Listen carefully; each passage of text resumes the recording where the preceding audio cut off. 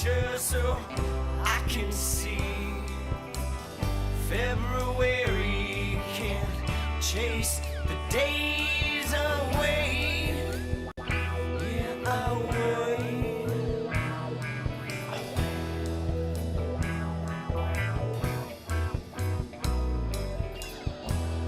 Why listen to what they say? Save yourself for another day. This one's coming, it's gone to the wind again. Yeah, again. Again.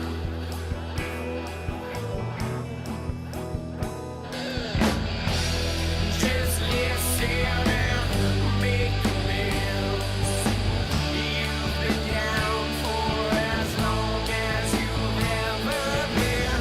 This way's up, but you're down again. It's just like you to pull off what you thought you couldn't think today.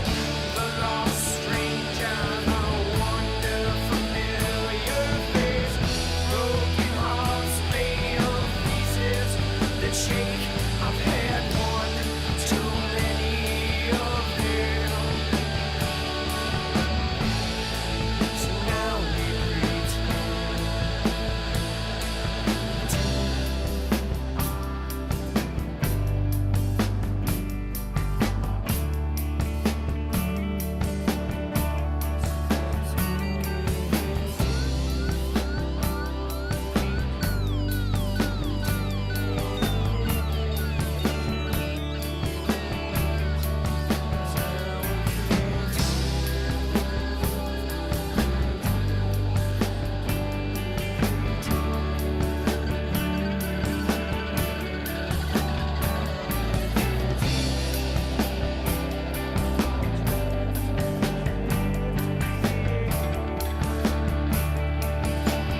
Just like snow can't slow, oh, we drift to the edge. Just like snow can't slow, oh, we drift to the edge. Just like snow can't slow, oh, we drift to the edge. Just like snow can't slow, oh, we drift to the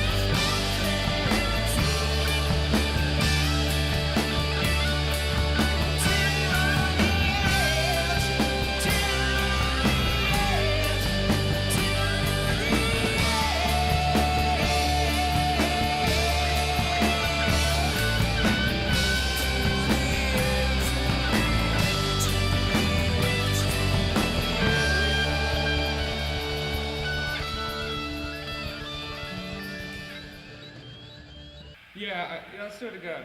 All right.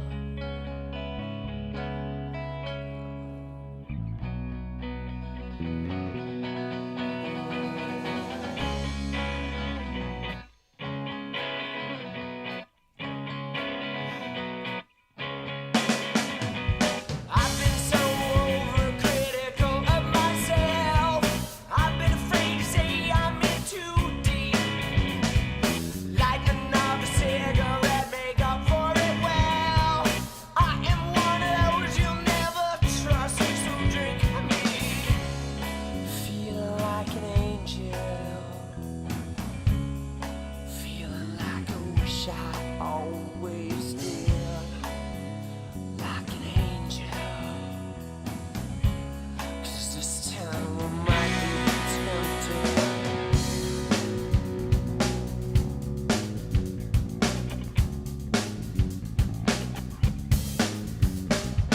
Take no time to underestimate yourself. I'm still looking for something pure and sweet. I found it. Yeah, I'm a stranger when I'm always well. Don't you ever notice I run in place and you stand still? Complications always get me into these situations again, because I might be tempted.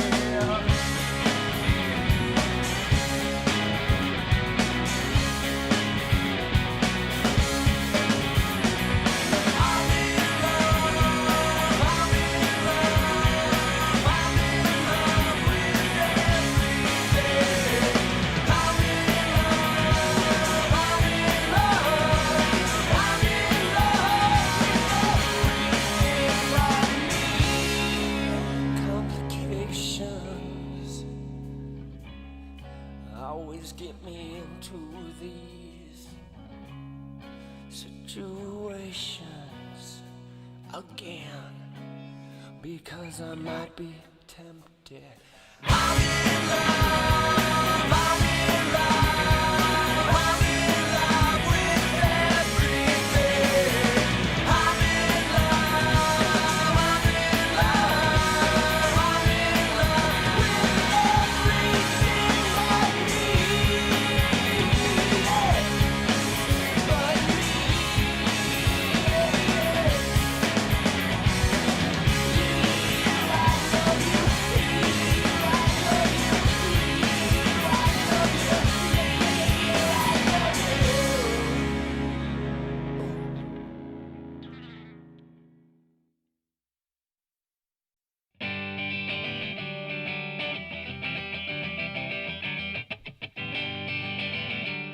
Freedom. Come on.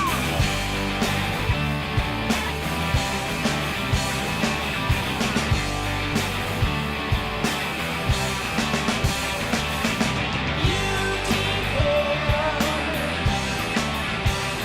so you always will. If you rest yourself, I'll help you clean up the mess. Misdirection, you know I'm through with you. Your hoops are my obsessions, always jumping through. I'm so tangled, I'm so worthy. I'm just lost in my reflection. Pay attention, you never will.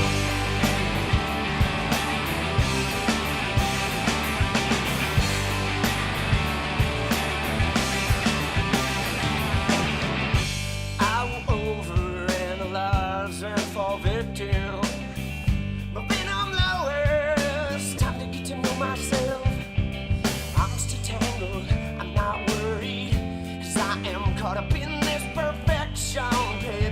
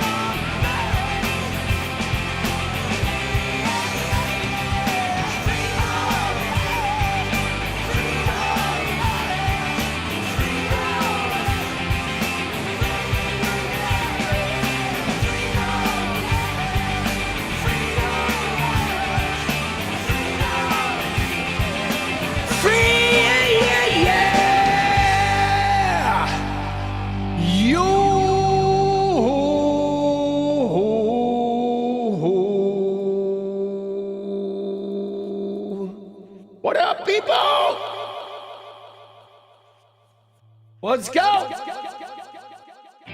Saturday night.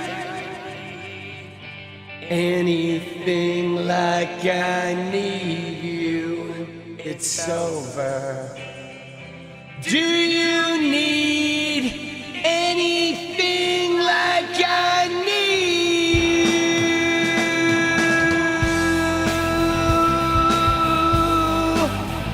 Let's go. Dude, I am so tired right now. You have no idea. Or maybe you do. I've got no place to be alone.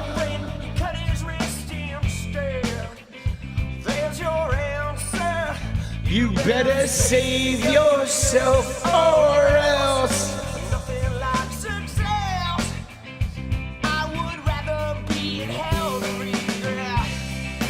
Do you need anything like I need you?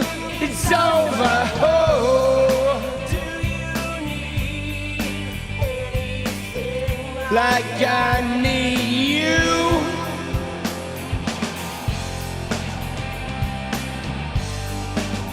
You know I do.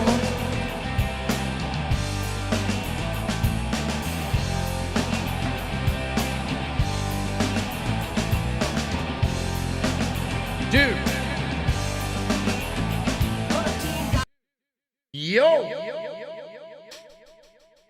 Dude, I am running on fumes at this moment, at this point in time. Yo. Dude, how we living? How we living, people? Dude, Mariners win. That was pretty exciting. That's why I'm so tired. It's because I fucking got up for the Mariners game. And I've basically been on the go ever since, boss.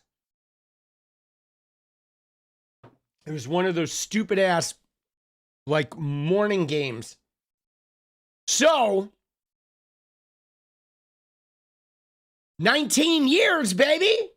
Not bad.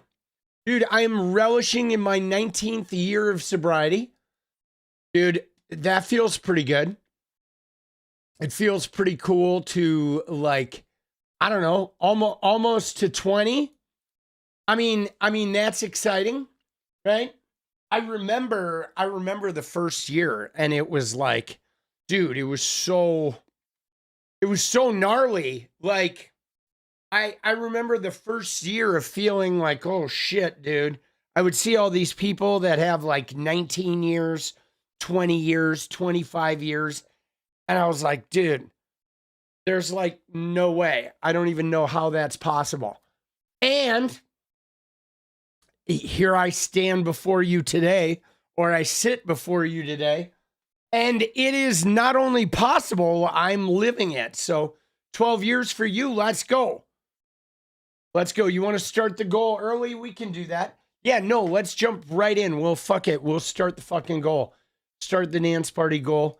I am, like, I'm pretty tired. I don't know how long I'm going to last tonight.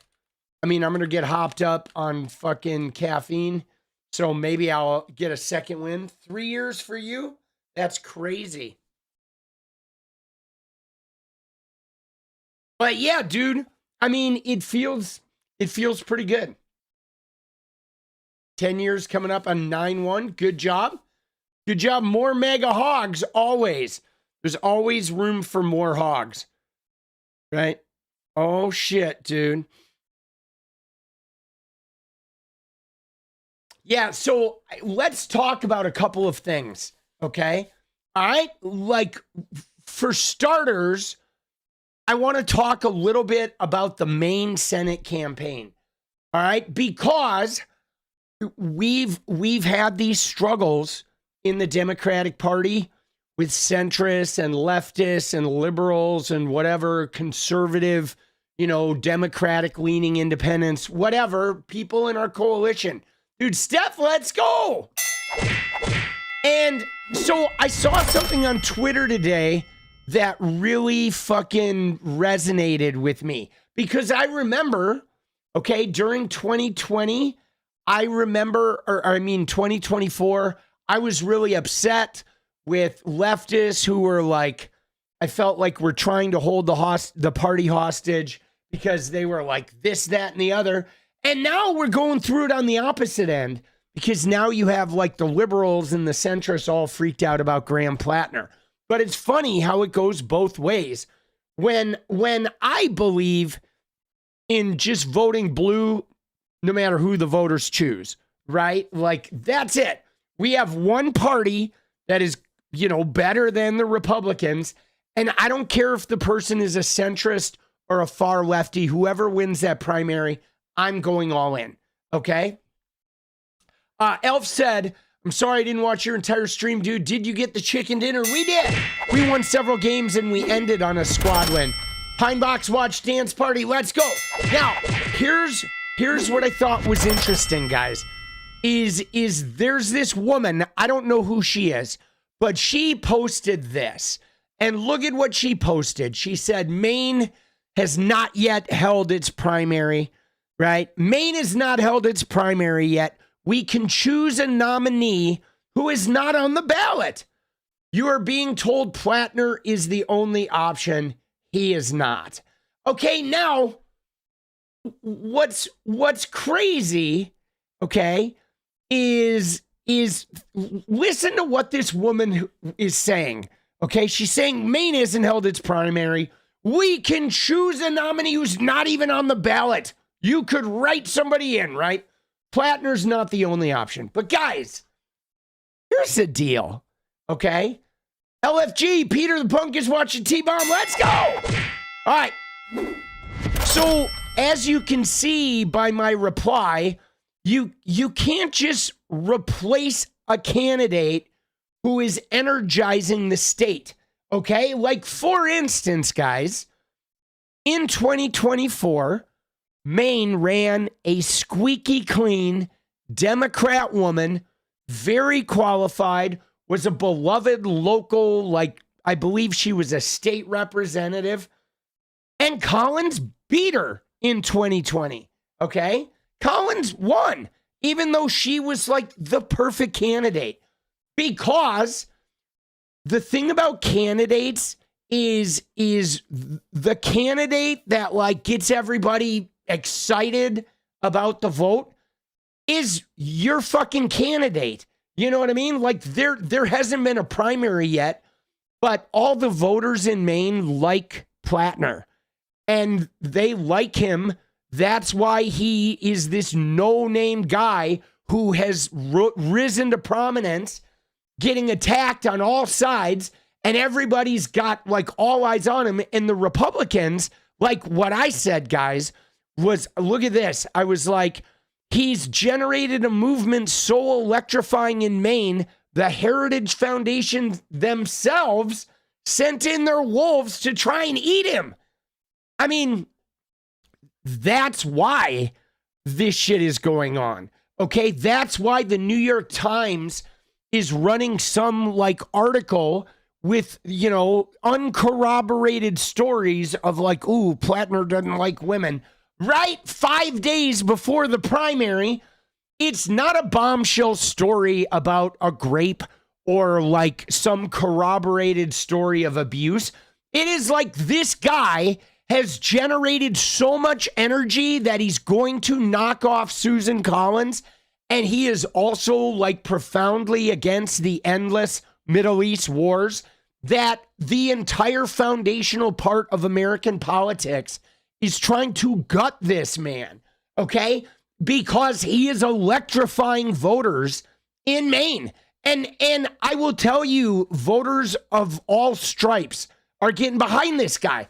So when you have a candidate like that, you're not going to just be like, oh, well, he's getting some bad press. So now let's go pick somebody else. Let's pick somebody that nobody wants, that is, a good person, but none of the Maine voters are electrified. Nobody wants to vote for him. And yeah, let's replace the candidate that's setting a forest fire basically in the voting ranks of Maine. And we're going to replace this guy who's going to beat Susan Collins with some really nice, quiet person that, you know, the New York Times won't write an uncorroborated bullshit article about. And we're going to do that. Like, why exactly? Are we stupid? You know what I'm saying? Dude, you know what I'm saying? And bro, look at what Professor said. We don't have to win Maine. Dude, you can't take control of the Senate without winning Maine. Like, what have you never taken a class on how civics work? Like, what are you even talking about? Who is this person in our chat right now saying, oh, we don't need to win Maine? Dude, do you know how the Senate works? There's 2 senators in every state, right? So there's 50 states, 100 senators. You win one of those senators, doesn't matter what the fucking state is. If you have a Democrat in one of those senators, that's really good for the Democrats. Like, dude, what are you talking about? Who even said that? Oh my God. Dude, yeah, no, we don't need to win one of the fucking most important fucking seats in government, right? A 6-year fucking Democrat senator seat. Yeah, we don't need to win that. Dude, you can't be serious. Dude, I don't even know who said that, but like, bro, shut up. Come on, dude. Dude, every Senate seat is like gold. Guys, just for the person who said that, Senate seats are how you put judges in their lifetime positions, okay? Senate seats are how you, like Supreme Court justices, of which there's a real good chance. Let me just tell you this, guys. You ready? If the Democrats lose, if the Democrats don't win the election in 2026, if we don't take back both houses, they're going to try, I think they're going to try to retire 2 of the old justices. You watch. That's another play that they might make before 2028, is if they win the Senate, I would not be surprised if they cook something up to try to replace 2 of the Supreme Court, the Republican Supreme Court justices, with guys that are like 40 years old, right? With like 2 more Kavanaughs. Seriously. Like to try and lock it. You know what I'm saying? Because Alito is getting up there. Thomas is getting up there. You know, so this is like crucial. Okay, this is winning the Senate is crucial. But this is, though, guys, this is wild to me that, like, because I want to explain something. We're going to look at some of the main voters that were talking about Graham Platner. But here's the deal. Like, I believe, I could be wrong, because I am not like the Sherpa of Maine. Okay, I'm not.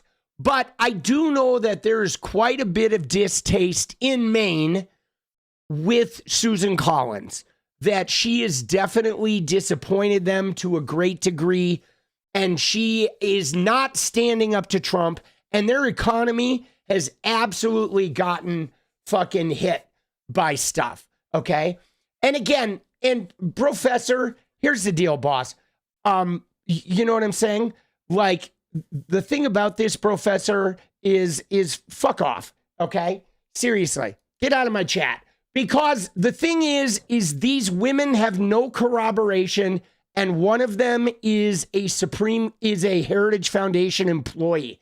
So yes, okay, if you know, a fucking Heritage Foundation employee goes to the New York Times with some uncorroborated story 5 days before the fucking election, we're not going to like put a lot of credence in their shit, right? Dude, Dude, didn't he already get booted? No, I mean, I've been thinking about booting that person for a while, but like, you know, I've noticed some of their comments are just sort of outlandish. But when they said that, like, we don't need to win the Maine Senate seat at that point, like, all right, you're not even in the coalition. You don't even understand what the game is. Dude, right? Ah. And again, what was the allegation? There was no, like, grape charge.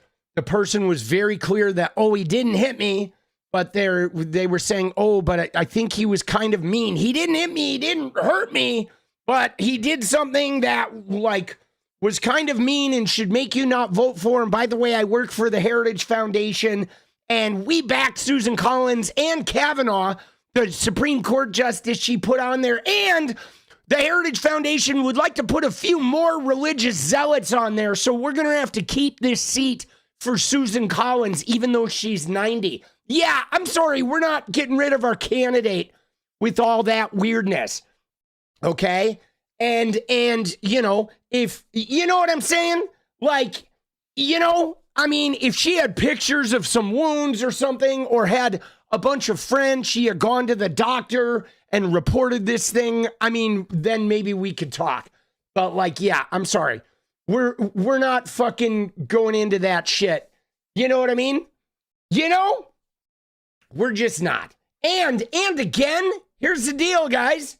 Maine wants to elect this guy. Okay? Maine likes this guy. Period. That's all that matters. The citizens of Maine, they like him. He's a Democrat. He's got a good platform. He's going to beat Susan Collins. So we're not going to erase him because a Heritage Foundation employee fucking, you know, went to the New York Times. All right. And in fact, let's look at some of the Maine voters, shall we? All right. Let's look at some of the Maine voters. Hold on. Let me find it. Dude, I can't believe, though, that person said, we don't need to win Maine. Dude. All right, so let's look at some of the voters here.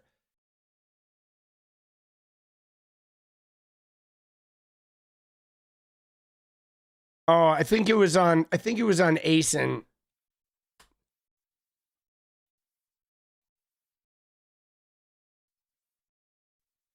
All right.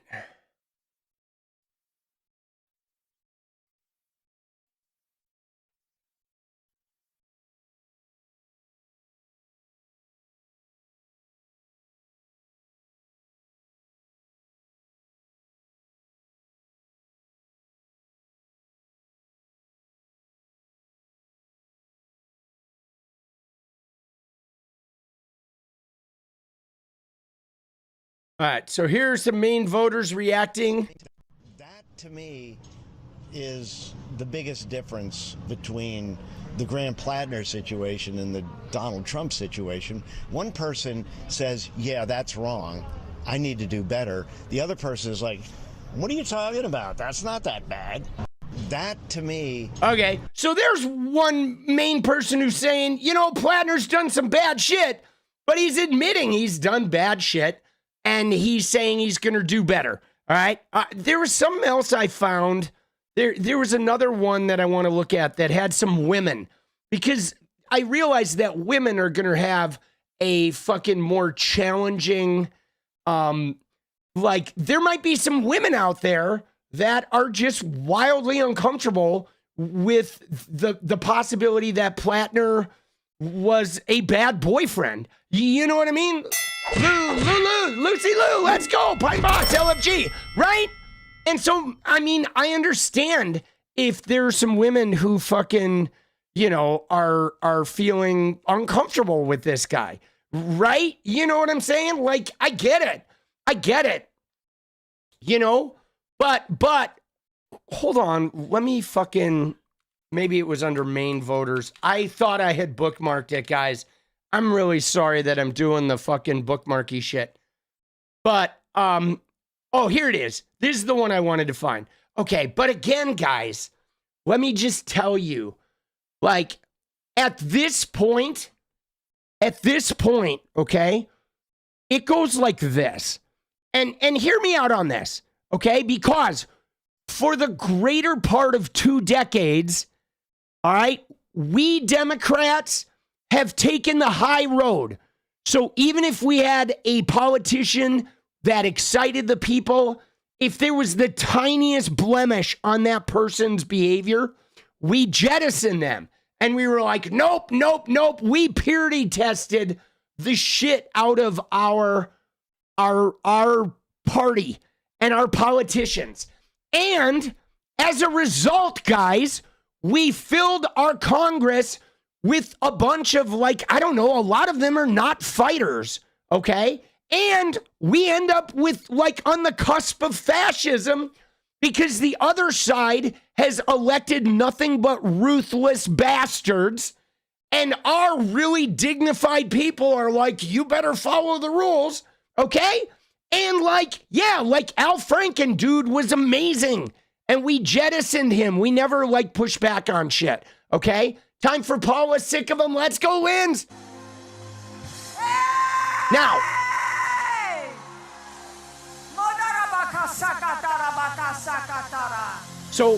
so guys, now though, we're at a point where we are like next to fascism, which means, guys, we need anybody who can win, okay? Anybody who is electrifying the voters and can win that election, right? Like at the end of the day, if it was Tallarico or Jasmine Crockett, I don't care. Whoever the voters pick, we're going to take them. If it's Graham Platner or fucking, you know, whatever, Costello, who's polling at 4%, whoever wins that primary, we're getting behind them, okay? And when the Republicans come out with some crazy smear campaign with the Heritage Foundation saying, oh, he's bad. No, we're not going to Al Franken this guy. And maybe we would if Trump wasn't in the White House. Maybe we would if they hadn't rigged the Supreme Court with a bunch of religious zealots that are rolling back the goddamn Civil Rights Act. Okay, maybe we would. But the fact is, right now, I don't care. I don't care what Graham Platner did. As long as he is not like abused power, if he did some shit like Swalwell, where he was abusing power, he was graping someone, that would be different. Because I think that we're not going to elect grapists, okay? But like, if the dude was a bad boyfriend or sent some dick pics to a consensual adult, I don't give a shit. If he was sexting or cheating on his wife, I don't give a shit, okay? As long as that motherfucker's ready to fight the fascists, okay? And as long as he is going to get in there and land some punches, him or her, I don't fucking care. And if you want to like nitpick your fighters when you're looking at the goddamn republic's survival, then you need to ask yourself what the fuck is wrong with you. Because if you don't think winning Maine at all costs is important, then you are not paying attention to the goddamn world, right? Like, seriously, I would elect a fucking, you know, a half alien person who excited the voters in Maine if they were a Democrat and willing to fight for shit. Now, is there a risk? Sure. Could Graham Platner turn out to be a Fetterman? Sure. Okay. But guys, even with a Fetterman, okay, Fetterman voted some very important votes where he was with the Democrats. Okay. He being a weirdo, Kyrsten Sinema, she fucking sang some shit. But like, I would have still rather had Kyrsten Sinema and the frustration of her than to have a Republican in that seat. Okay? Let's be honest about that at least. You know? And so anyway, here's a woman though from Bar Harbor. Yeah, dude, Manchin too. You know? Manchin too. I mean, he sank some critical legislation, but he also was better than a Republican. You know, he was.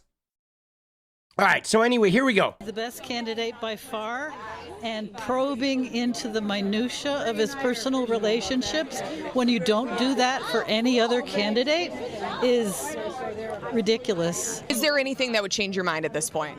Absolutely not. If we want folks that are representing us from the working class, they're not necessarily going to have a groomed and perfect political record coming into the politics. See, I think it's interesting.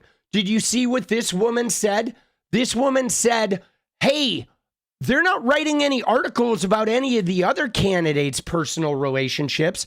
Why aren't they writing articles about Susan Collins' affair, right?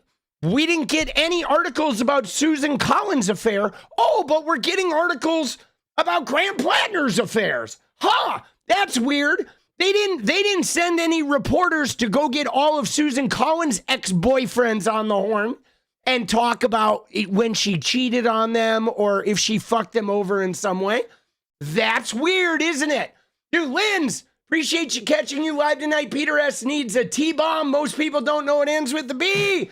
Let's go, no, Linz. You're crazy. Thank you, boss. Dude, thank you, Linz, dropping the big 50. Dude, that's crazy, Linz. Let's go. Tingle bitties. Right? That is fucking wild, guys. You know? I mean, you ready for this, guys? You ready? How many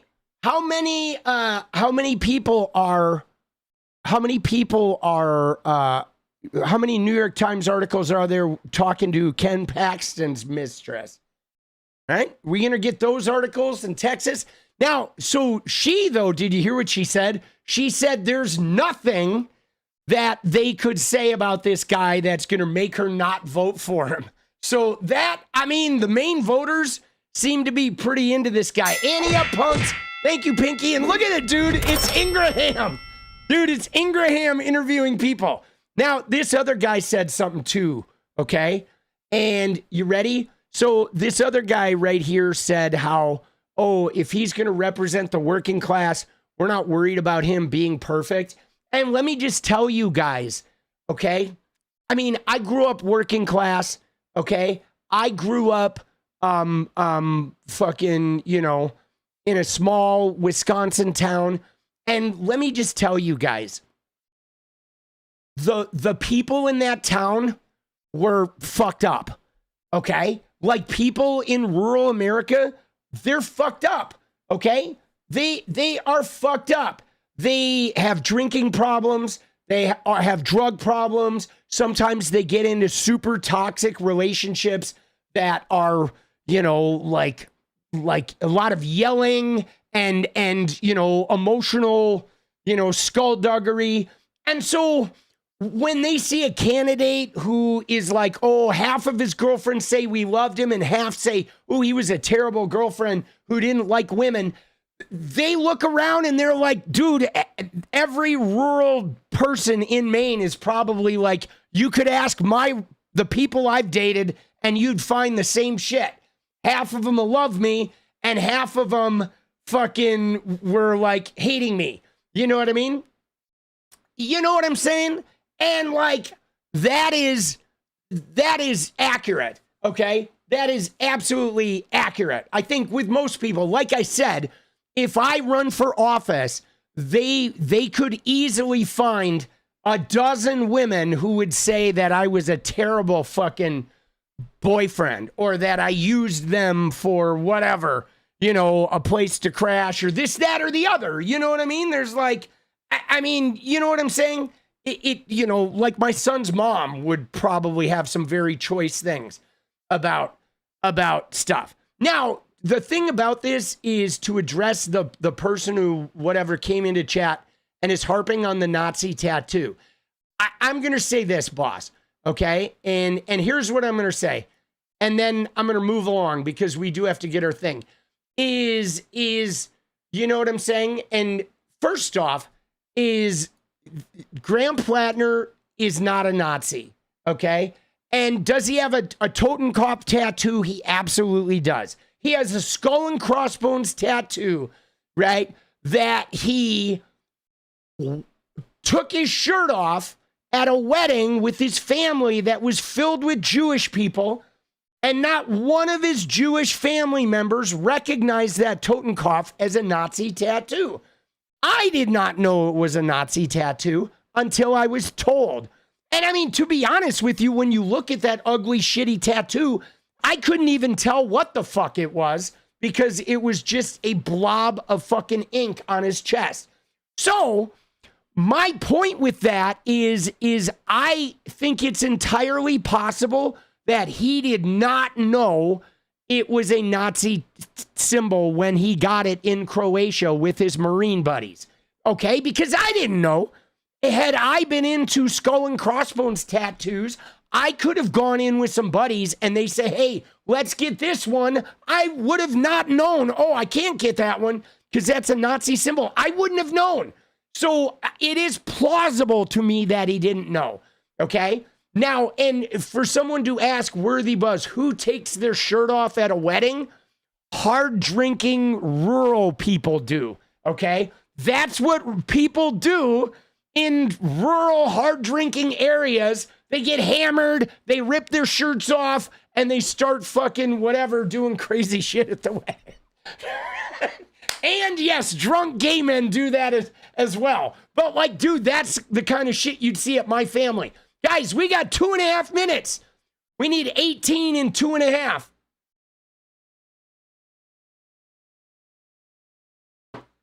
So again, okay.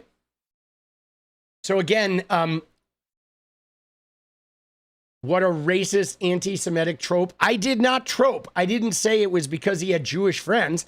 I said that half of his fucking brother's family, his brother's wife's family is Jewish. And they were there when he was walking around with no shirt on.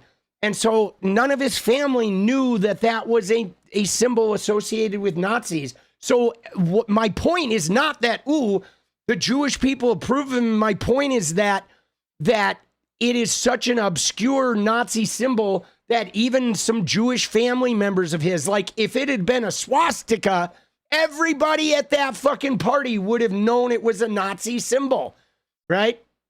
You know, but again, right, if anybody who comes in here and wants to cry about the Democratic Party, I feel like that's all the same guy. Have you noticed every time I ban an account, another account shows up basically saying the same thing? I think this goon that I fucking banned like 15 minutes ago is running through all their alt YouTube accounts. Dude, fuck off. If you don't like the new Democratic Party, go become a Republican. Dude, FTT dance, let's go. All right, if you don't like, but here's the deal, guys. You ready? I want to propose something to you. And I want you to think about this, Democrats. We have 44 seconds. All right, we're 17 away. I'm just going to restart it. Okay, but I want to propose something. Okay, you ready? Hear me out on this. And I want you guys to actually answer me in the chat.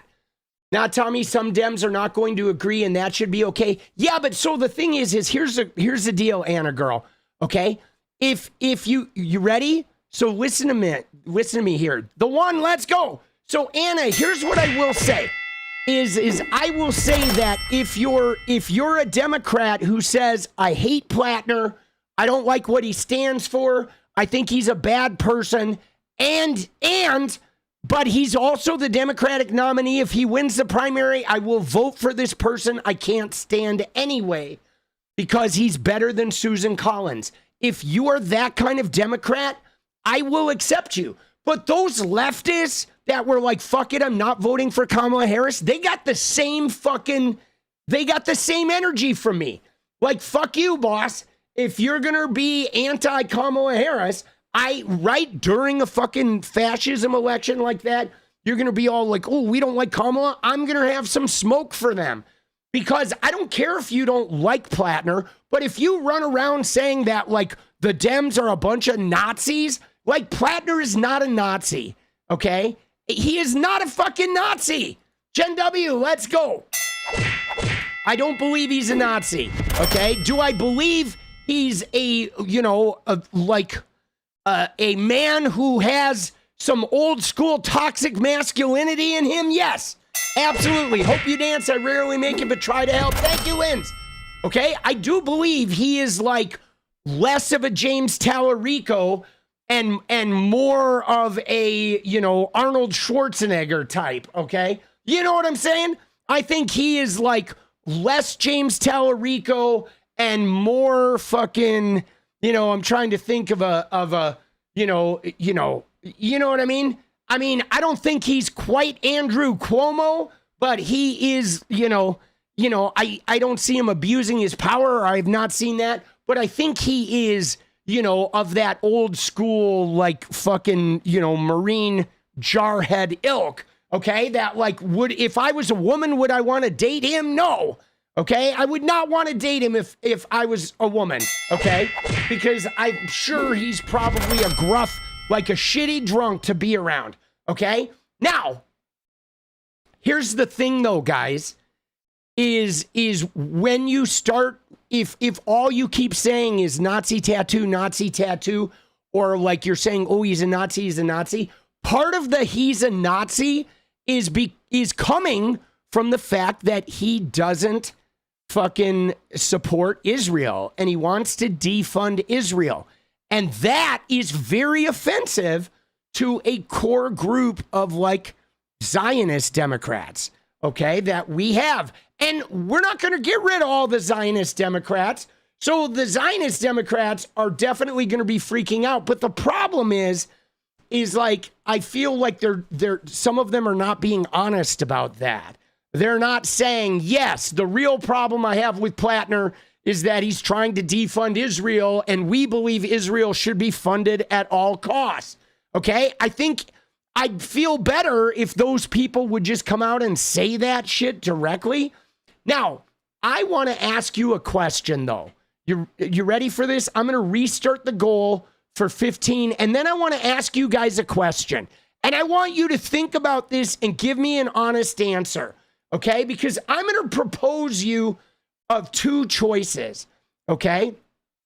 I don't think he's an abuser. I don't think he's a Nazi. I think he's probably, if he gets really drunk, he might be unpleasant to be around and ornery for sure. But anyway, you ready? So let me fucking propose something to you. I'm going to give you two options, and I want you to tell me which one you would pick, okay? Now, one option is a guy who is scuffed.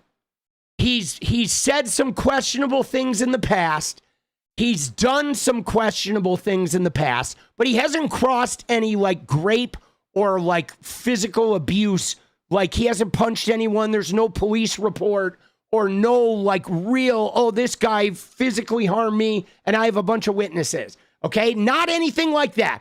But this guy, half of his girlfriends say he's a total fucking asshole who dislikes women. And he's got some blemishes. He said some negative shit, 15 years ago, right? That's option one. But that guy is going to fight like hell to try and get you health care and education and to make sure the Supreme Court gets returned to a normal court. So one option is this questionable, imperfect, shitty kind of, half shitty kind of guy who's going to fight like hell for the things we really need. Now, option two is a guy who says everything perfect and he's blemish free and he's like, I am not misogynist. I am fucking the perfect guy who is just woke and have never stepped out of line and never said all the things. And I would like to maintain a status quo. And so I'm not going to push for Medicare for all. And I'm not going to challenge Israel, but I will vote for most other Democratic priorities. Okay. Now, if you had those two options, which one would you pick? Okay. Would you pick the scruffy, imperfect guy who's really going to fight? Or would you pick the really nice guy that adheres to the perfect ideology, but he's not going to, fight for any of the really questionable stuff? Now, I think, option one is the choice. Okay, we want people that are going to fight for the things we want. All right, even if they've been bad people in their lives at some point. Okay, like would I rather have a half bad man who fights for the good and maybe achieves the good, or would I rather have a perfectly good man who doesn't fight at all? I think I would rather have the half bad guy that, like, I'd rather have a kind of a bad guy who gets me health care than a good guy who doesn't get me health care, as long as the bad guy is not like just a total abuser. I don't want a rapist. I don't want, like, I would never vote for Bill Clinton again after his Epstein shit.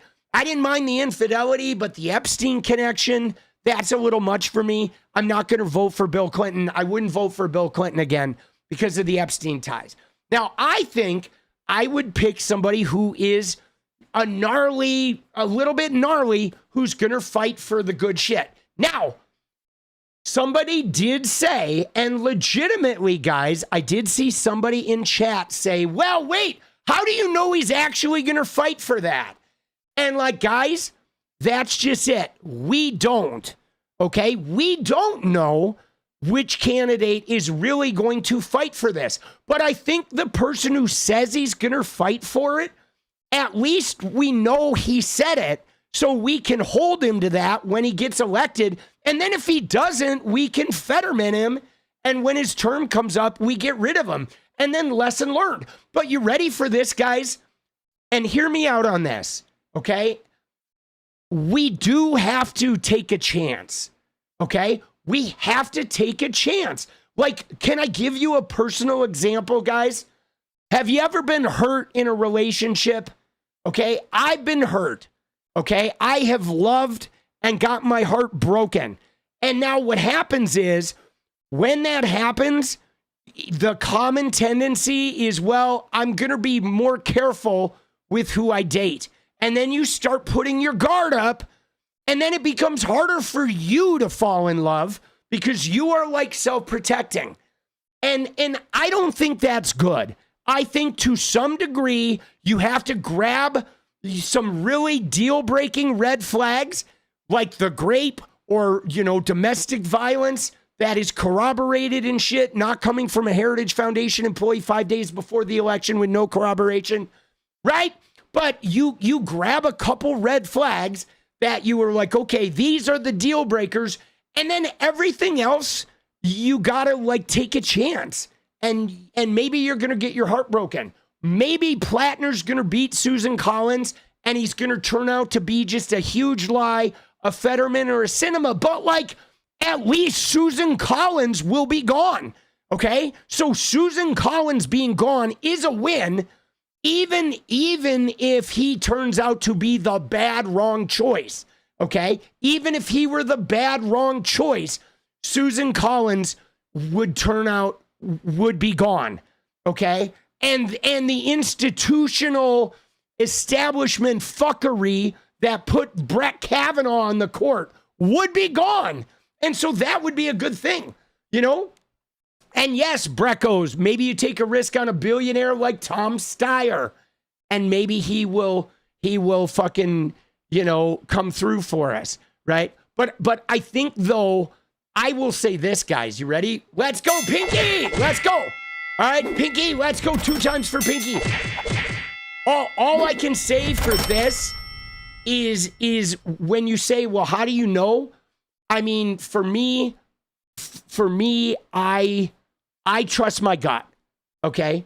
I trust my gut, okay? I do. I trust my gut. I grew up around an abusive, domestically violent man who was a shitty alcoholic and a toxic abuser. And so when I listen to men talk, I wait for the little warning signs. I have a really good hypervigilance internal thing that sort of like tells me, oh yeah, that's an abuser. That feels like an abuser. And I listen to those signals. And me personally, I did not like Graham Platner. I did not. Mostly because he was a rich kid who is sort of campaigning as a fucking, he's a rich kid campaigning as like a working class guy. But he's also, though, guys, he's a rich kid who joined the Marines. And that's weird, right? That's weird that he's a rich kid who joined the Marines. Like, rich kids joining the Marines is kind of unusual, right? So there's a lot of him that was unusual that rubbed me the wrong way. But the more I like listened to him talk, the more I kind of felt like I think this guy is genuine. You know what I mean? I think he's genuine. I do. I think he's genuine. And guys, he has the support of a lot of people I respect. Okay? He's got Bernie's support. He's got AOC's support. Ro Khanna was up there campaigning for him. I mean, really, guys, if he was a Nazi, do you think like Ro Khanna would be campaigning for him if he was a Nazi? Do you think Bernie would be up there like, fucking campaigning for him if he was a Nazi? I don't think so. I really don't think so. Bernie cut ties with Cenk Uygur. You know what I mean? Dude, think about this. You ready, guys? Listen to me. Bernie endorsed Cenk Uygur. And then Bernie, this was in 2020. And then Bernie, reneged his endorsement. He pulled his endorsement of Cenk Uygur. And what happened to Cenk Uygur? Cenk Uygur is now a Tucker Carlson and MTG fan. Bernie pulled his endorsement. So Bernie got the vibe. He heard something about Cenk. He read the blogs and he was like, oh shit, I'm getting the vibe. And look what happened to Cenky. Cenky is now polishing Tucker's knob. Okay? Bernie is fully behind Graham Platner. And so dude, Bernie pulled Cenk's prostate. Dude, oh shit. Right? So yeah. And again, though, guys, do I think Graham Platner is the best choice? No. Do I think he's the best candidate? No. Do I think he's a good man? I think he's trying to be. I certainly know when he was a Marine, he was not a good man. And when he got out of the Marines, he was not a good man. I don't think any Marines are good men. They may have the valor, but I think for the most part, Marines are pigs and they're killers. They're trained to kill and they're like war machines. And I don't think in the Marines, they make them like woke men. I think they train them to fucking eat meat off the bone and fucking, put bullets in people's fucking skulls. So I don't like the Marines in general. I think all guys that go in the Marines need to be re-socialized when they get out because there's a reason for that they get called jarheads, guys. Okay? If you've ever hung out around groups of Marines, they're not healthy people, guys. The Marines are fucking like robots of destruction. Okay? So but I will say this. Platner, the voters of Maine like Platner, and he can beat Susan Collins. And he's going to win. He's going to beat Susan Collins. He is. Okay? He's going to win, guys. And at this point, I think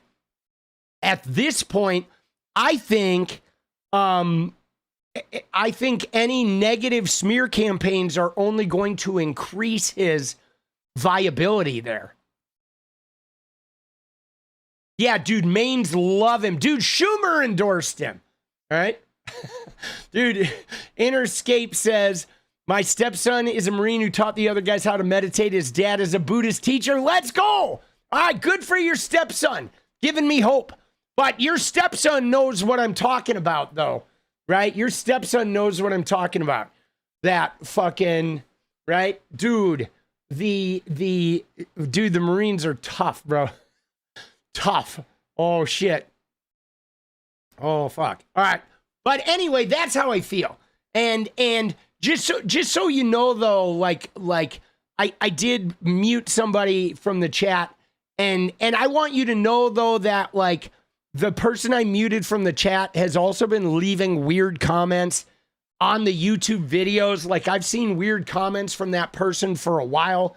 That makes me wonder like why they're even watching me. So eventually, you know, sometimes I just set them free because, like, you know, the thing about this is you can still watch me, but I do, like, my chat is like my mental health is dependent upon my chat. So anybody that I feel like is not good for my mental health, I remove. I'm allowed to have boundaries. Like my chat isn't about like, you can still watch, okay? And you can still, you know, you can leave comments. I'm just not going to see them, right? Because you know what I'm saying? Because like, I just think that like, you know, my chat here is kind of like, we're a supportive, you know, leftist Democrat coalition. And I will say this though, guys, I'm getting more, like I've always been really left. I've just been super respectful of the Democratic Party. And, you know, and I guess like I'm becoming more, I'm losing patience with some elements of the Democratic Party that, you know, my leftism is going to shine a little brighter, especially when we get back in power, okay? When we get back in power, there's a lot of expectations now, you know? Don't confuse free speech with how you behave in the community. Let's go, dude. Lucy Lou's mom says boundaries. Well, guys, you have to know too, you ready? Like free speech, I'm not the government, okay? I'm not the government, guys. Free speech means I can say fuck Donald Trump and there's no door knock to carry me away. That's free speech. But like I could walk into work and say fuck Donald Trump and my Trump-loving boss could say you're fired and I'd be like, you can't fire me for saying fuck Donald Trump. And he's like, I'm not. You were 5 minutes late. I'm firing you because you were late. Oh, right. Right? I mean, welcome to the real world, guys. That's how that works. Dude, let's go. Good night. You're right. Dude, Canal, we love you. You know? But, dude, 12 more. All right, dude, let's go. Let's get this. We need 12 in fucking 13 minutes. We're the Radiant Punk Community LFG. You're an anarchist? All right. I think, but like, guys, I think this idea, you know, this idea that people are like, oh my God, you know, whatever, like they think, I think people think because Graham Platner, if he wins the Senate in Maine, that we're going to start, like, if the next Democratic candidate has a swastika on his shoulder, we're going to let that guy in the party. And I'm telling you right now, if that tattoo on Platner's chest had been a swastika, nobody in the Democratic Party would have backed him because it would have been obvious. We know you didn't fucking not know that that was a tattoo, right? I mean, that would have been so obvious. Okay, we would have held him accountable. Nobody with a swastika or with a fucking, you know, and one of those, you know, fucking crusader tattoos like Hegseth. No, we're not letting these Proud Boys and shit in. No. Okay, but this is one of those instances where it seemed very plausible that this guy just didn't know, that he went and got something like really deadly looking on his chest with a bunch of his Marine buddies when he was fucking 18 in Croatia. And right? And he didn't know. Steph Sells, let's go. Thank you. And I'll be honest, guys. You ready? He was not hiding it. Yeah, many pictures of him. I'll tell you this now, too. If I had seen him with his shirt off with that tattoo, I wouldn't have known. You know? I wouldn't have known. You know what I'm saying? You know, no one is going to talk you out of your personal discomfort. Yeah, but so Anna, I think you're allowed to have personal discomfort, of course. Like, but you have to make your personal discomfort also be realistic. Like, you having personal discomfort is fine, and you're allowed to have that. I have personal discomfort with lots of people. I had personal discomfort voting for Joe Biden, okay? I did not like the man at all. I despised him when he was Obama's vice president, and there was nothing I liked about Joe Biden except maybe his dark Brandon, son of a bitch kind of, scruffiness. But I voted for him and fully supported the man. You know what I'm saying? But also, you ready? The fact that we elected Joe Biden is doesn't mean we're going to elect Strom Thurmond, right? You know how Joe Biden was friends with Robert Byrd? The fact that we elected Joe Biden in 2020 doesn't mean we're going to elect Robert Byrd in 2028. And that's the problem I'm having with some of the sort of the Zionist Dems, is they're acting like Platner had a swastika and that we're going to elect, a guy with swastikas on his fucking skull in 2028 as the president. And it's that is just not going to happen. Okay. That is being wildly unreasonable. And they're acting like he has Nazi policy, like he had a swastika, like he was doing the Elon Musk symbol. And I don't like that, because what's really going on is I feel like some of the Democrats are really prioritizing Israel support in their politics, but they're not being honest about it. And again, Peter needs T-dance. Let's go. I don't even mind. Guys, you ready? Hear me out. Punk, punk, punk, punk. Let's go. Okay. For example, let me look at Chuck Schumer. Okay. You ready? Listen, hear me out on this, guys. I don't like Chuck Schumer. Okay. He's too old. He's too wimpy. He is way too obsessed with Israel, right? But I respect Chuck Schumer. You know why I respect Chuck Schumer? Because Chuck Schumer goes out and says, hey guys, funding Israel is one of my huge priorities, guys. It's very important to me. I'm always going to be supporting funding Israel. I'm going to say it out at the parade, and I'm not hiding it. This is really important to me. So the thing is even though I don't like that, I respect Schumer because he is not hiding it. He's not trashing somebody because of their Israel stance and then telling us it's not because of Israel, it's because of X, Y, and Z. Okay? And so the thing is I don't like him and I want him gone, but I respect the fact that he's at least honest. And even he supported Platner. Okay? He endorsed him. So you know what I'm saying? Give me some Paula. Let's go, Seraton. So that's my point, though.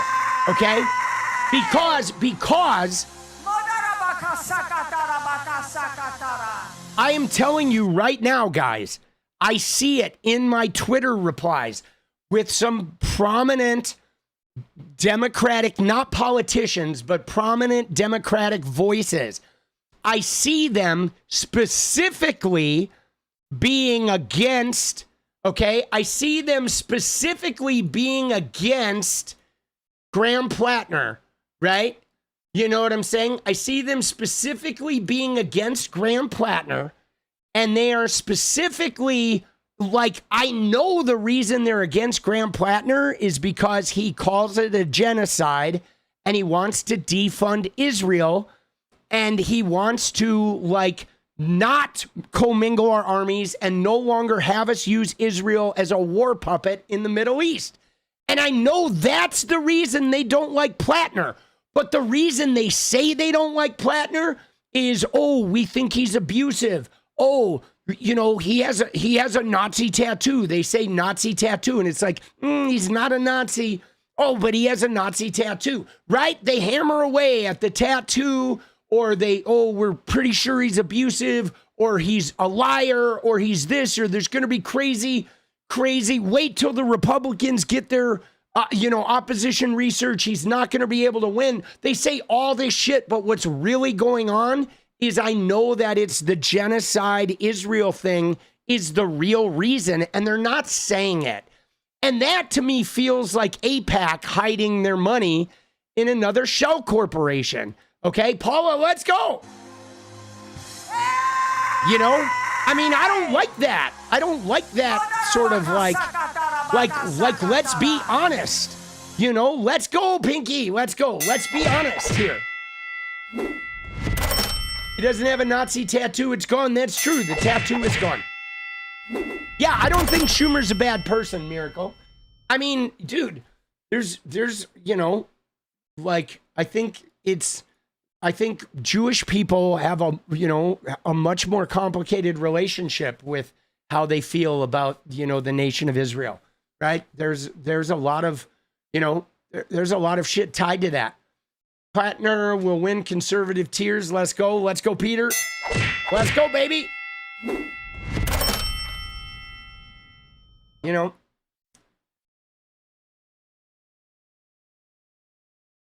dude, it's crazy. You thought Hegseth had a Nazi tattoo? No, Hegseth didn't have a Nazi tattoo. Dude, Hegseth had a some white supremacists do Volt and a Crusader tattoo. Hegseths were not Nazi. They were like known white supremacist hate symbols. And what's crazy about this though too is when you enlist, you get screened and they look at your tattoos for white supremacy or Nazi symbols or anything that could potentially be, you know, like anti-American. And what's crazy about it is Platner fucking didn't get flagged. That's how obscure his tattoo was. But Hegseth got flagged. He got reported by members of his own unit because of his tattoos, because they were openly white nationalists, you know. And so just to respond to what Jib said, you know what I'm saying, is Jibs, here's the deal. The point is you can't automatically say that every Jewish person who supports the nation of Israel is a bad person, okay? Because people who grow up Jewish and they get educated about the Holocaust, and depending on how, like, what sort of segment of their religion they're in, the type of parenting they had, the type of propaganda they're exposed to, there can be plenty of people that are Jewish that don't even see that it's a genocide, okay? That doesn't automatically make them bad people. You know, I think it's like, you know, some people see it and think, oh, Israel's getting attacked all the time,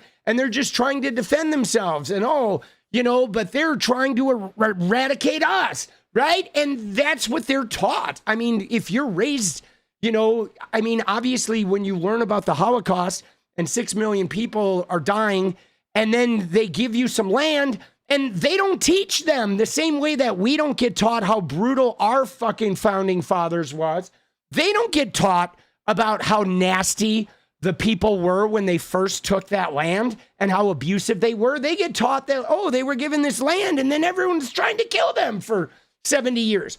And so it's hard. Like, people don't break the propaganda the minute you do. You know, I mean, it would be great if everybody saw things at the same time. You know what I'm saying? But not everybody comes around at the same time. And this is the same thing we have with some American voters. Okay, there are MAGA that are truly shitty people. And then there are some independent people that are totally uneducated that are going to vote for Donald Trump, or maybe they even support him at one point, that aren't necessarily cult members. And not everybody who voted for Trump is, I guess, equally bad. Okay, because there's just, nobody's a light switch. Okay, nobody's a light switch. You know what I'm saying? I mean, everybody's propagandized. And so I think it's hard for people to realize that. And I think it's definitely harder with the older people, okay? Because, you know what I'm saying? Like, a 20-year-old Jewish person is going to see the reality of the situation much better than a 70-year-old Jewish person, because a 70-year-old Jewish person was programmed, you know, 50 years ago when all of that shit was like whitewashed. You know what I'm saying? That's another reason why I want older people like out of government. You know, it's the same with here in America, guys, right? Segregation is a classic. Okay, you ready for this, guys? Hear me out on this. My dad was around during segregation, okay? My dad didn't fight against segregation. He just existed with it, okay? Because everybody existed with it, okay? And then later on, my dad was like defending the one black guy who lived in Elkhorn. But like, there were a lot of people in America who tolerated segregation because it was what they were taught was the way it was. And on some level, they had to know it was wrong, but they didn't fight against it. You know what I mean? And so are they all bad? No. You know, but you know, did I judge Joe Biden different than I judge, you know, Bernie Sanders? Yeah, of course. I respect Bernie a little more because he was actually fighting it. But it's just complicated. It's like we're not light switches, you know? Dude, let's go. 112. Dude, we need one more in 1 minute. Dude, Miranda, let's go. Platner's a good dude. The Nakba was a real thing. Can't criticize Israel and these things anymore, which is some bullshit. Think we should. No, I still believe we should criticize. I believe we do have to be careful with the interchangeability of like Jewish, Israel, Netanyahu, and Zionism. I think we should be specific with our language where we can, okay? You know what I'm saying? I think that's my goal, is to be super specific, right?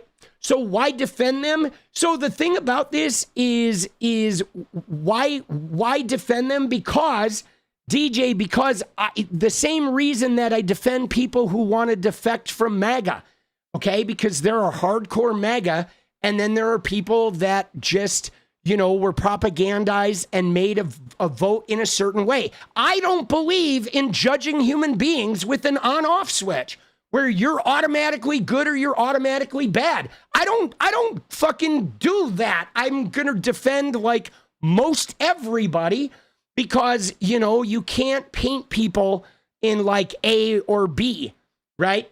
You know what I'm saying? Oh, you were talking to somebody else? All right. I wasn't answering to you though. I was. Okay, I see. But I thought you were asking me. No, it's all good. Yeah, do it. I think we got to be careful painting people with on and off brushes. Okay. Steph Sells, let's go. We made the goal. Dude, Canal said, I love you, Tommy. We expect the best for the American people. We're all in the same boat against late capitalism. Te amo, Tommy. Let's go, Te amo. Let's go, dude. Te amo, Tommy. Your name's Tommy too? Dude, let's go. No way, dude. Right? Or wait, Te amo means my name. Right? Me amo. Yeah, no, me amo, Tommy. Right? Let's go. All right. Dude, wait, but does Te amo, does that mean your name is Tommy too? Dude, you ready for this? Can I tell you something I'm very embarrassed of? Nerdy black woman, I'm so tired trying to have hope, but it's hard. So guys, I need to show you like one of my failures. Oh, Te amo is I love you. Okay. All right. But me amo is fucking, now, what is my name? Okay. Oh, it means I love you in Portuguese. Okay. I love Tommy. Thank you. Thank you, guys. All right. So here, I want to show you guys. You ready? Let me tell you. Let me tell you something. Okay. I want to show you about like how fucked up we all are. And when people ask me why I don't judge people with on-off brushes. Okay. My criticism got me banned for life from Facebook. Let's go. You're welcome here, 𝗙cie. You ready for this, guys? Listen to this. I worked in restaurants in Los Angeles for fucking 10 years, okay? 10 years, 6 years, okay? 6 years in restaurants in Los Angeles. The bus boys, all Hispanic for the most part. Kitchen workers, all Hispanic. Cleaning crews, all Hispanic, okay? Delivery guys, Hispanic. I don't know any Spanish, guys. None. I know no Spanish, okay? My kid worked at Burger King with some Spanish guys and learned quite a bit of Spanish in like 3 months. Okay? The point being, that's how I was programmed in the 90s to like, this is America, you conform to me. Okay?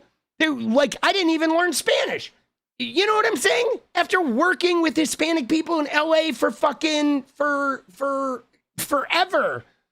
Dude, that's kind of bad. Okay? That's a very Republican sort of quality that I carried in the 90s that like everybody pretty much carried. Isn't that weird?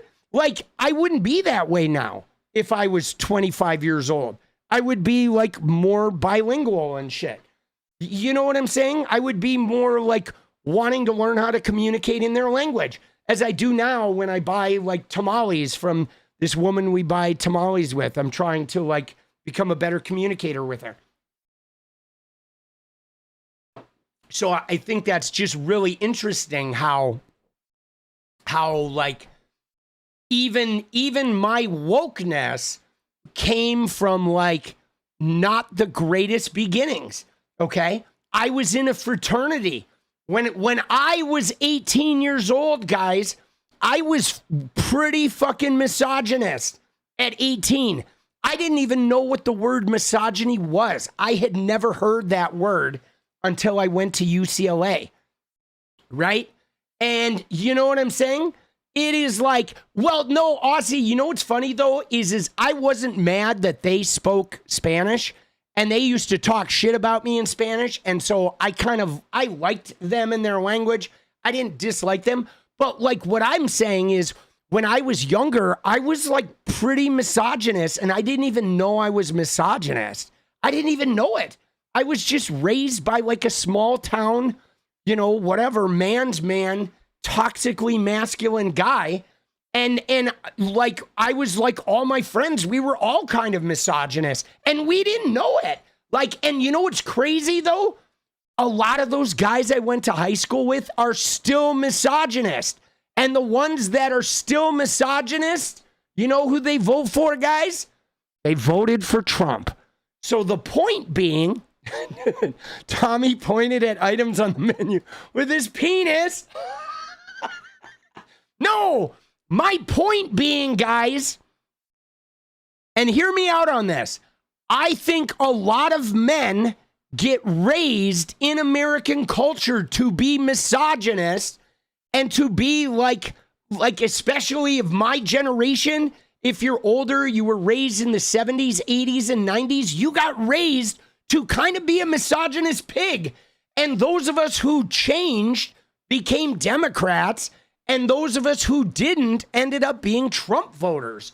And like half of my high school friends are fucking pigs, bro.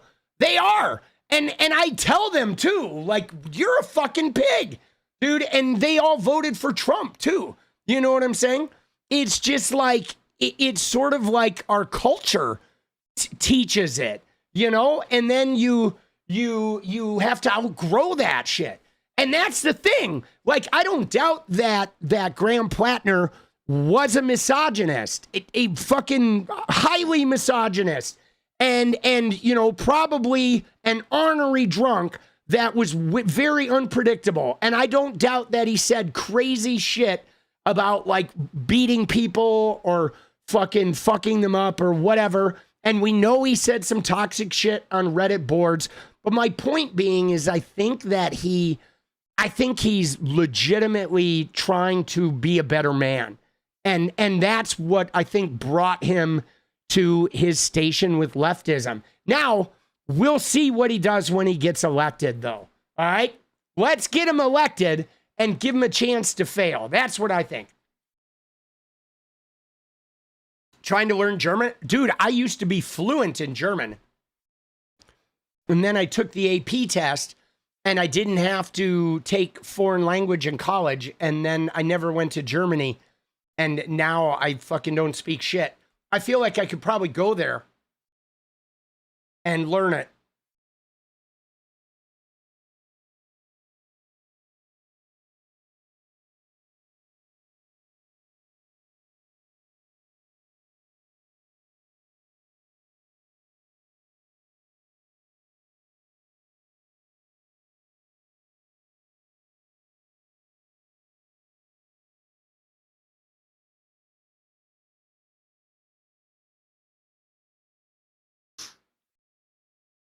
Fucking A, baby. Would I go to Germany now? Dude, I'd love to.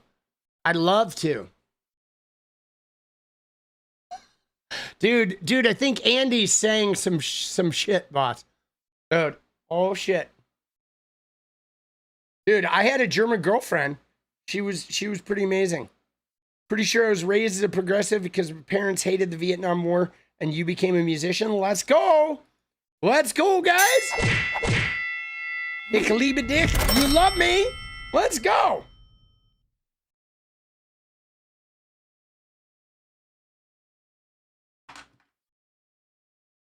But yeah, that's my point though, guys.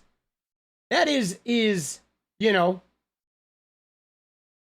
I just, you know, I think especially those of us in the Democratic Party, we can't paint somebody with light switches. And I understand though. I understand people being uncomfortable with Graham Platner. I was there in the beginning. And there are a lot of people that are going to be uncomfortable with him. But this idea, though, that, like, we should not waste this opportunity. We have a man that seems to electrify the voters in his state. And I think he's going to flip that fucking Senate seat. And I think that will be huge for the Dems to control the Senate. And that will be hugely empowering for us. And I think getting rid of Susan Collins with anybody but her is effective. At the very least, we will have punished the woman who gave us Kavanaugh. Okay? And then if he's a Fetterman 2.0, we can get rid of him next time. Right? We'll get rid of him, you know, in 2032. Dude, but fuck Susan Collins, boss. Dude, Susan Collins is a fucking dirtbag. Dude, she is a dirtbag. You turned Dem because of Clinton? A lot of people did. Dude, Clinton, a lot of young men became Democrats because of Bill Clinton. Because he was so, like, I don't know. You know, when he played the saxophone on Arsenio Hall, that really resonated with young people. You know, it did. It resonated with young people. They really were, you know, after the Bushes.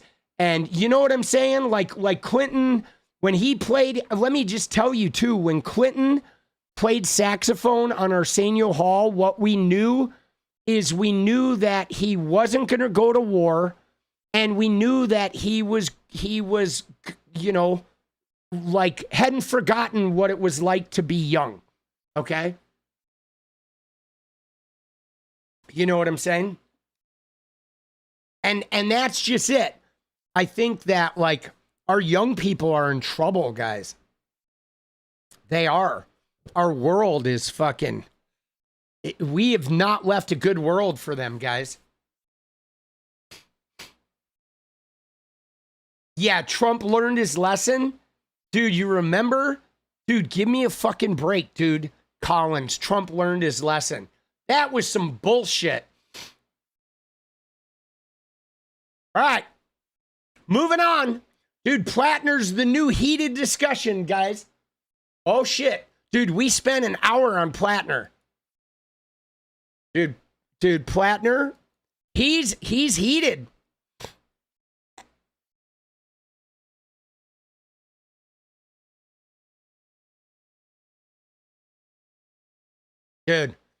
Dude, look at this person.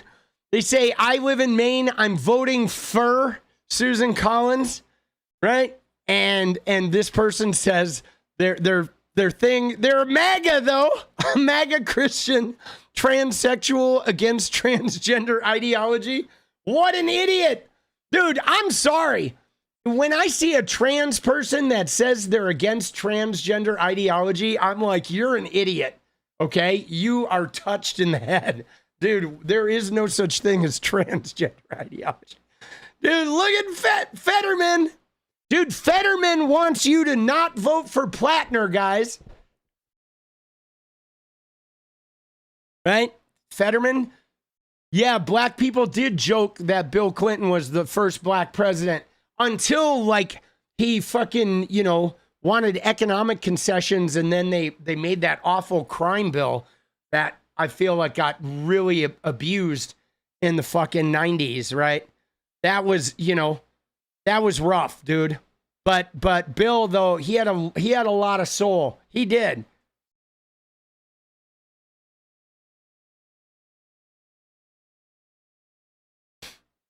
Dude, look at this, though.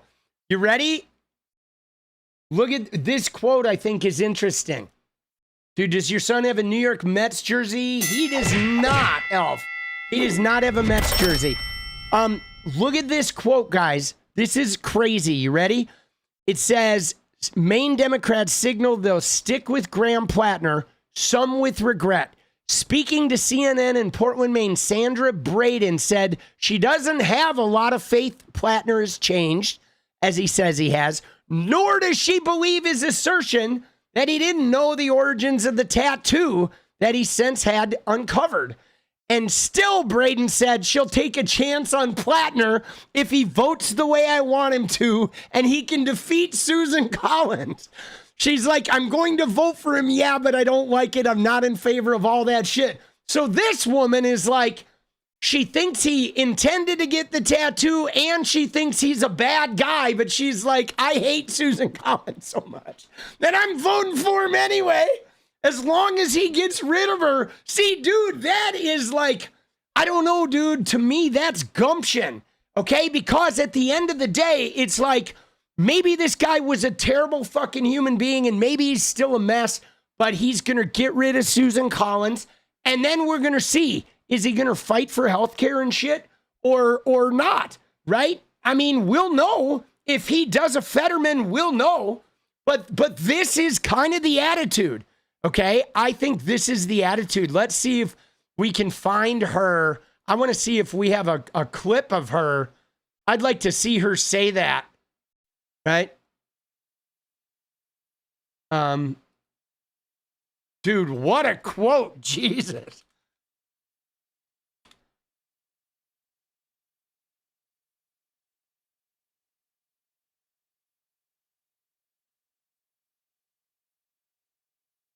Dude, I'm afraid to just cruise around on fucking Twitter. I'm afraid of what we'll find, boss.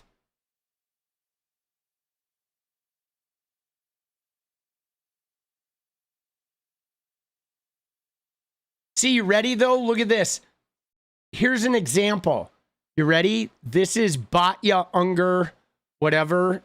Dude, New York Mets jersey? No way, Elf. You're crazy, dude. Bro. Dude, thank you, boss. But you wouldn't wear it? Dude, I like the Mets. I have a Mets hat. I do like the Mets. Dude, let's go.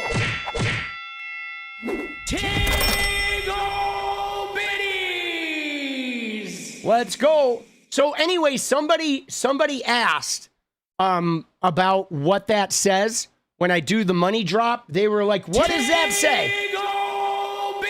Let me explain the money drop, okay? So I used to stream on Twitch. And on Twitch, when they give you money, it's called bits, okay? Bits are what you give when they donate money. You don't donate dollars, you donate bits. Okay, so they call them biddies, biddies, okay? Now, the phrase is 𝗙cie𝗶𝗆𝗆, which is kind of a little bit of a, like, old school, sort of misogynist phrase for big old titties, 𝗙cie𝗶𝗆𝗆.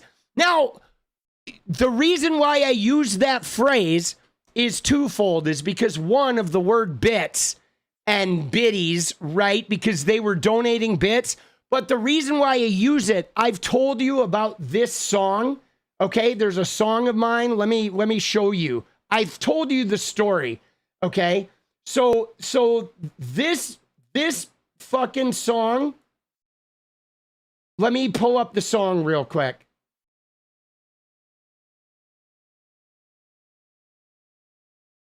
Hold on, I gotta fucking, my iTunes is frozen. I'm going to tell you the story real quick, because there's a reason why I use that phrase, okay? That even though it is a little bit misogynist, I think, right? You know what I'm saying? But so it started with bits being donated and the fact that we would call them donate some biddies, okay? But it also had to do with my old bass player, Jason, okay? And you've heard the story about Jason when we hear the song More, okay? I'm going to play the end of More, and then you'll see what I'm talking about here, okay? So the from the full-blown Red songs, Do You Need and all that, at the end of More, there is this vocal part right here. Hold on. At the end here.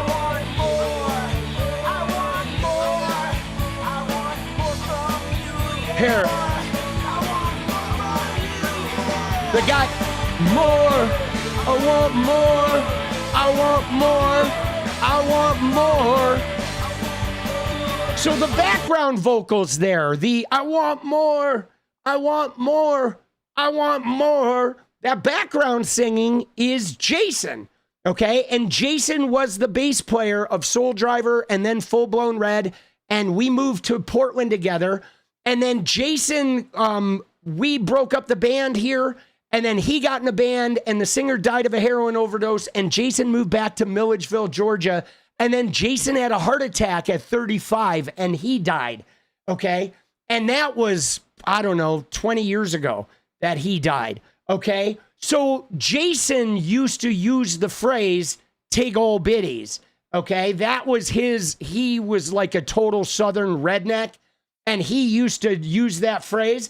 So that phrase, "Tig old biddies," is like a nod to Jason, the bass player, and it's about somebody dropping really big amounts of bits back when I was a Twitch streamer. So there's a lot to it. Which is why, even though it's kind of misogynist, weird old manhood, I still use it because of that like emotional connection.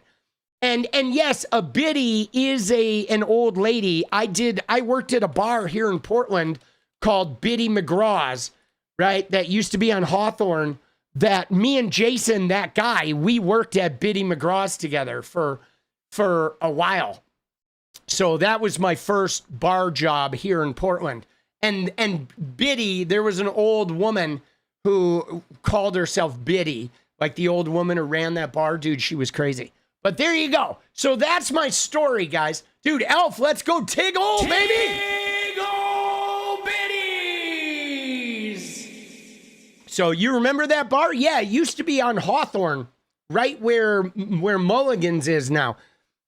And dude, when in 1999, guys, I lived one block off of Hawthorne, and I worked at like this Irish bar on Hawthorne that was just packed every night. Dude, it was crazy. It was so good. It was so fun. And until like cocaine came and fucking ravaged all of us and everything went downhill. Dude, which happens. Dude, you had been there many times? Dude, yeah, from 99 to like 2000. That was my spot. And then Biddy's moved up to like 50th and Gleason, and one of the old bartenders bought it in the new location, and then it went out of business. And now Mulligan's is in the Biddy McGraw's spot. It was never gonna survive. Like, I mean, it was so busy on Hawthorne, but the woman who owned it had a gambling habit. And she used to take all the money at the end of the night. She would at like 2 a.m., dude, or 1:30 a.m., she would take all the money and wrap it in tinfoil and go up to the space room and fucking like gamble that shit away. And then the next morning she'd call us all and be like, "I can't find the money." And we'd be like, "You left with it in fucking tinfoil." Like, check the video poker machines at the space room. Dude. She would go blow all the money, boss. It was fucked up. Dude, it was a disaster.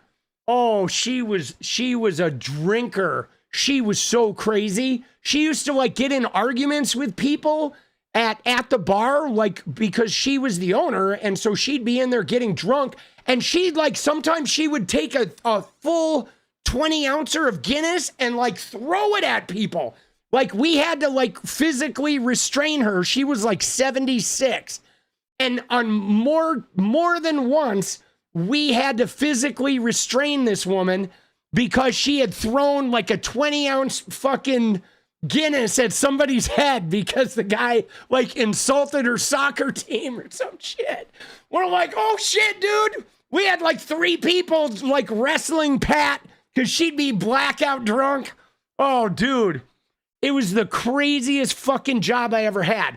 But the upside was we could do whatever we want, okay? We drank all night long. We worked hammered. We stayed in the bar after she went to the space room with the money. We would sit there and drink with our girlfriends until sunup every night.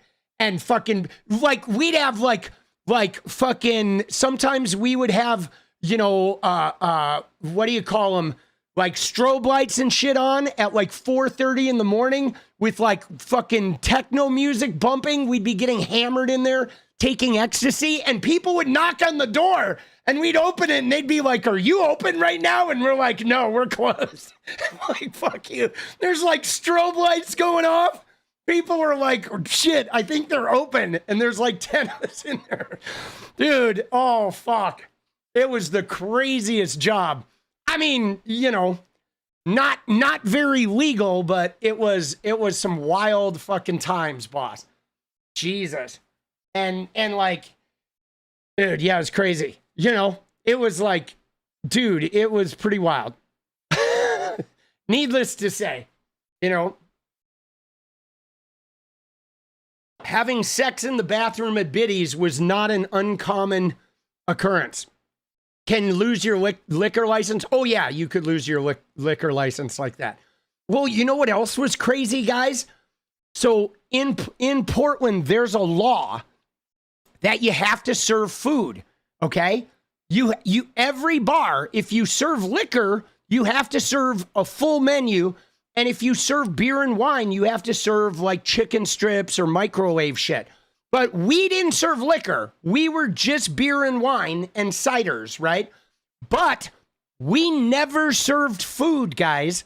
I worked there for a year and we never had an operating kitchen. We never even had a fucking a microwave that worked. We had no food whatsoever. Not even a bag of peanuts. Nothing.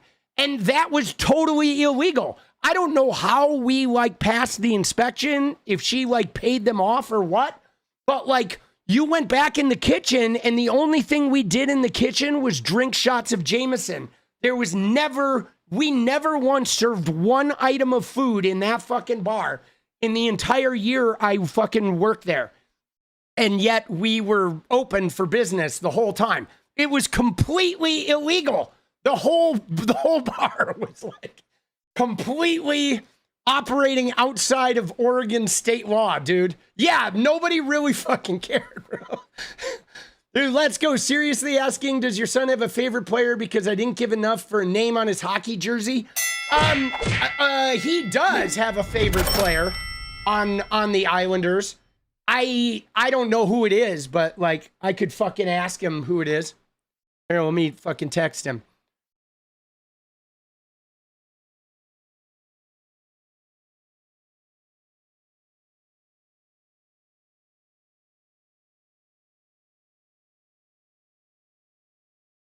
Dude, yeah, it was crazy.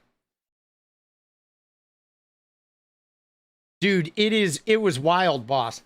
Yeah, nobody really gave a shit. Right? You know, like, I don't know how they sorted it out. But it was wild. It was wild times, dude. The 90s were crazy. All right, you ready? Let's move on, guys. I want to look at this other shit, dude. She showed her biddies. Dude, she was crazy, boss. Dude, Pat, the woman who owned that bar, she's passed away now. She's not alive anymore, but she was nuts. She was fucking nuts. I'll let you know if he gets back to me. All right? All right, let's move on, though. filthy bowls with peanuts. We never even had peanuts, guys. We had like zero fucking food, boss. Like zero, nothing. Zero items. Dude, look at this. Did you see this? This is funny. This is Kellyanne Conway talking about fucking Graham Platner. Last Graham Platner item, but watch this.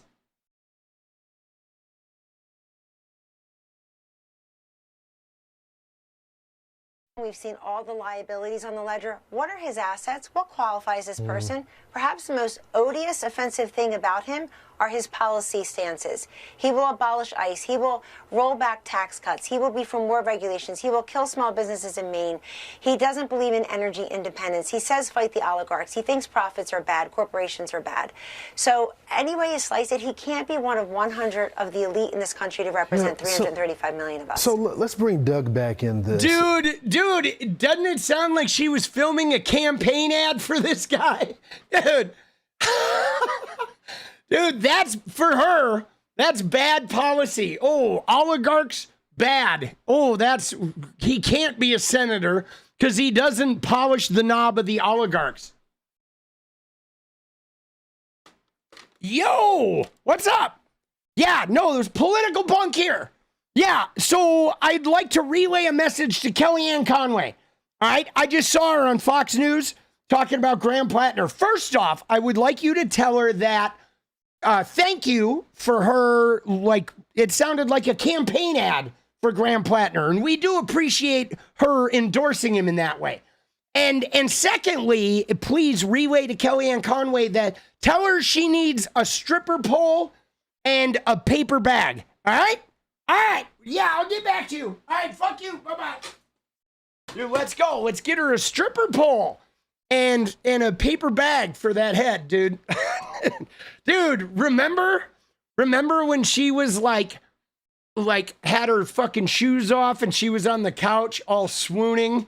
Dude, I'll never forget that, dude. The Kellyanne Conway on the couch. Do you remember that? Oh, let me grab the picture, dude. She was on the couch in the Oval Office and she was fucking Saturday Night Live spoofed it, right? She was sitting on the couch in the Oval Office. Remember this?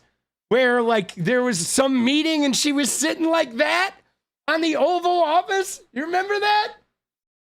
She's on her phone and everyone was like, dude, what is she doing? She's doing the Sharon Stone from Basic Instinct. Now again, I don't like whatever. You want to be all sexy and shit. You're an older woman. Like I'm all for that. But remember how it was just like people were like, what is she doing? You know, because it was pretty... It wasn't a casual meeting. It was like a serious fucking meeting. And she's out there like that. And then Saturday Night Live spoofed her, right? Remember when Saturday Night Live fucking spoofed her? Did this on Weekend Update? Oh, fuck, bro. Because that's literally what it was like. It was like, dude, if you're like that, like, you know, when off hours, fine. But should you be sitting like that during a fucking, like, an important meeting when the press are there? Like, no, you know? But dude, all right, Elf said, to be completely honest, I work constantly and I don't have any children, but I can't imagine how to spend the money that my parents left me. Dude, Elf, let's go, boss. Well, let me just tell you, Elf, I will say this. Every dollar you drop here, we do appreciate. And thank you, boss. Right? And make sure, though, that you don't, like, work yourself to death. You and your lady should do some traveling, hopefully. Right? But, you know, I don't think she had her shoes on, I would hope. But, again, this feels a little casual, right? I don't have a problem with her sitting like that. But, dude, it was like during a meeting, bro. There was, like, it was during they were meeting with, like, the black leaders. I don't know if it was like the HCBUs, but it was a meeting of black fucking, you know, congressional leaders meeting the president. And she was sitting there like, you know, she was at the strip club or something, which was like, would she have done it if it hadn't been black leaders? I don't know. It was just sort of weird. It was weird and out of place. or farming the vagina. Let's go. Kind of skanky. Yeah, I mean, for me, I would say that this is what you would do in casual. I don't think you would sit this way like during a fucking press conference, you know? You know what I'm saying? Like during a press conference, that's pretty snarky. And like there's what it was too. Dude, look at this shit. Okay, so the president is taking a picture with all of the black congressional leaders, and she was sitting there like, you know, like she was, I don't know, it was like she was demeaning the event, right? That's what was really had people up in arms, is all the black congressional leaders. It was a very serious meeting of them with Trump. And while they're taking a picture with Trump, she was sitting there in a way that was like wildly inappropriate. You know what I mean? It's like disrespectful to all these people that are there, right? You know what I mean? I don't know, dude. I felt like she was making a statement too, right? She was making a fucking statement of like, you know, minimizing the impact of what they were there doing, right? You know, like she did not, let me just tell you this, guys. She didn't do this on accident, okay? She did this on purpose.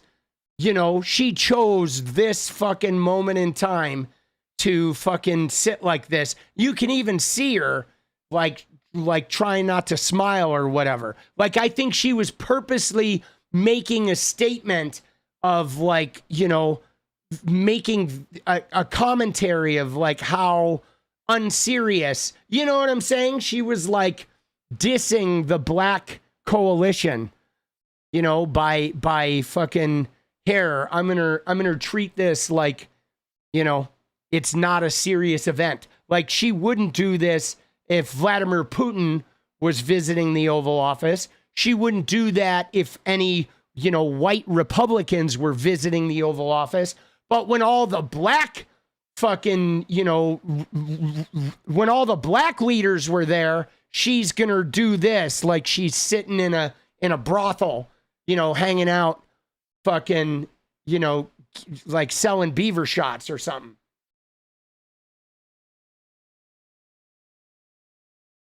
And again, I have nothing wrong with the pose, right? You want to be casual, you want to be sexy, you want to whatever. You know, I don't care if she has a stripper pole in her fucking living room.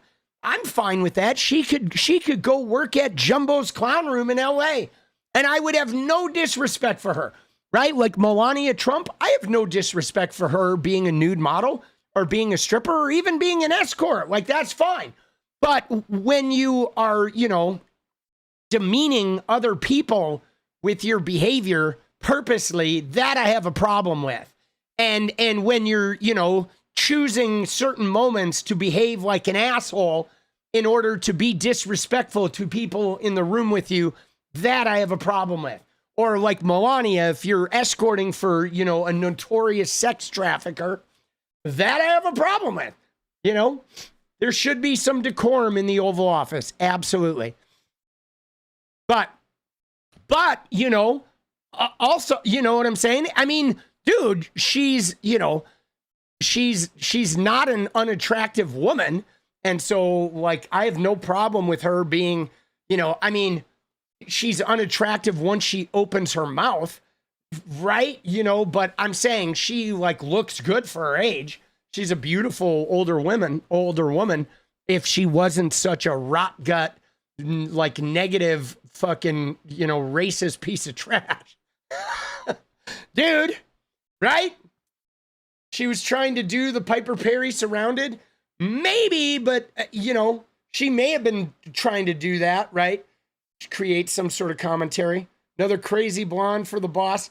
Dude, I like everybody, though, guys. I do. I like everybody. I'm sorry. I'm just, you know.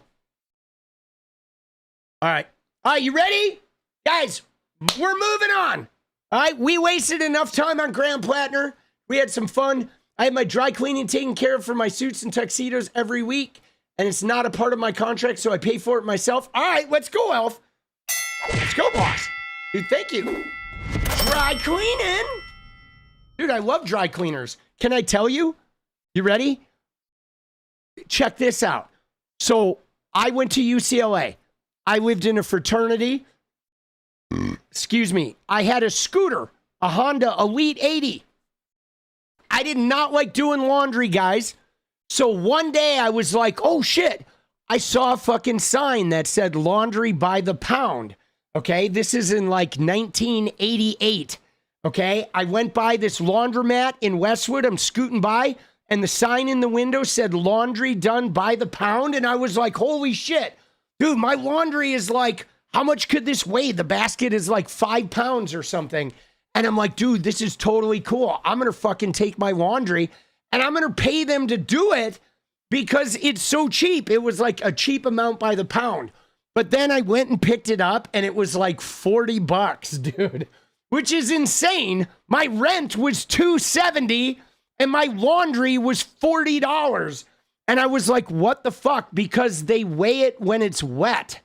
That's what they do. They wash it and they fold it, but they wet it. Yes, they fucking get it wet and then they weigh it. So the laundry was like fucking 30 pounds or some shit. And I'm like, dude, I was holding my laundry. I'm like, dude, this is like 5 pounds at the most.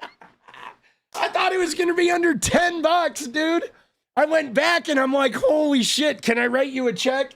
And then I like had to figure out, dude, how am I going to fucking not bounce that check? Oh, fuck. It was wild, dude. That's what I thought of when Elf said he gets his dry cleaning done. Dude, I mean, just being a dumb college student. But guys, you ready? You ready for the meltdown? We had another update today, guys. LA primary, California primary, LA Mayor Spencer Pratt. Yo! Dude, Spencer, you like my crystals? Pratt, check it out, guys. Another dump of votes in the LA mayor. Look at this, guys. 78% of the votes are in. And look at that, dude. Nithya Raman is fucking 7,000 down. She's caught up.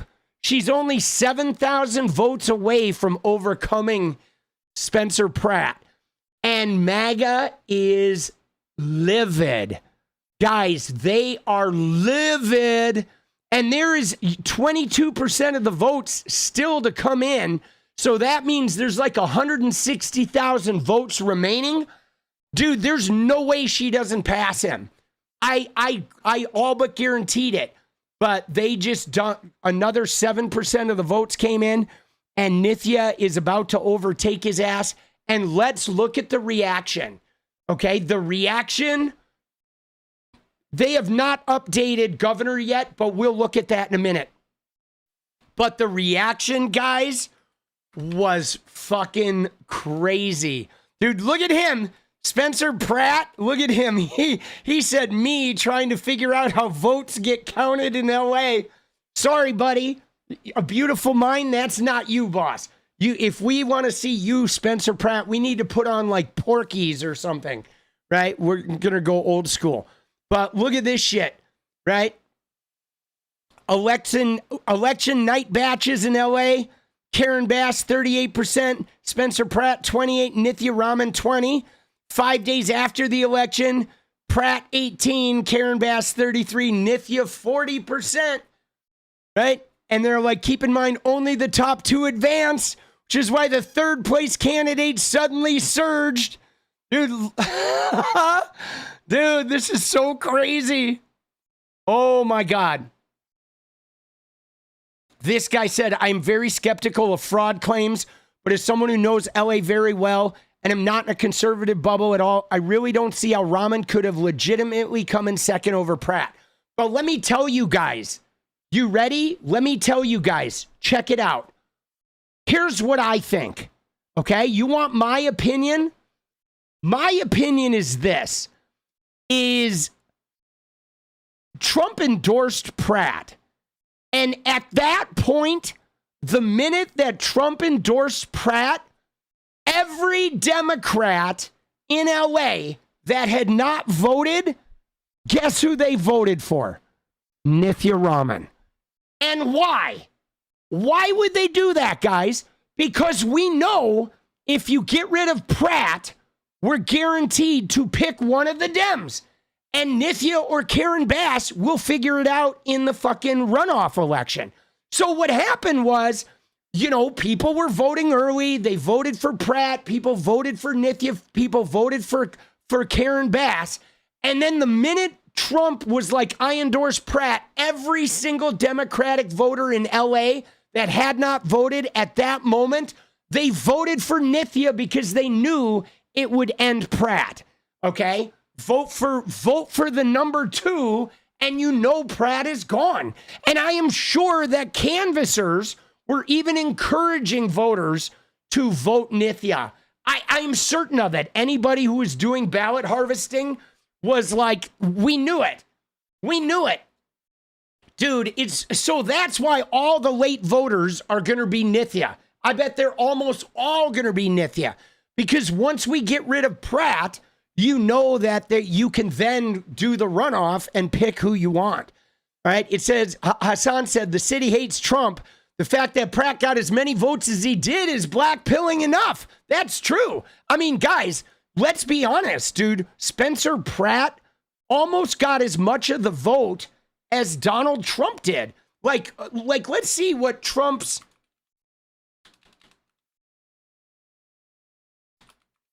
I don't know if they have the LA city, but let's look at in LA County, okay, Trump got 31%, all right, in LA County. And so LA City is going to be even more blue. So Spencer Pratt so far is holding 27% in the city of LA. I feel like that's overperforming. I think LA is like, I think him getting more than 20 is way overperforming. But all of these MAGA shitters thought he was going to win because everyone on Twitter was like, Spencer's winning. Everybody loves Spencer. Oh, look at his AI videos. Oh, look at that AI video. He made an AI Batman who took a shit on Gavin Newsom. Dude, right? It's like, come on, bro. Dude, nobody in fucking LA was going to elect this fool. But yeah, dude, this is crazy. Dude, they are shitting a brick. Look at this. Nithya Raman just stunningly surged in late mail-in ballots, about to take over Spencer Pratt. She is down 7,500 votes now. We are watching it happen before our very eyes. California elections are a worldwide disgrace. And dude, I got to comment to this.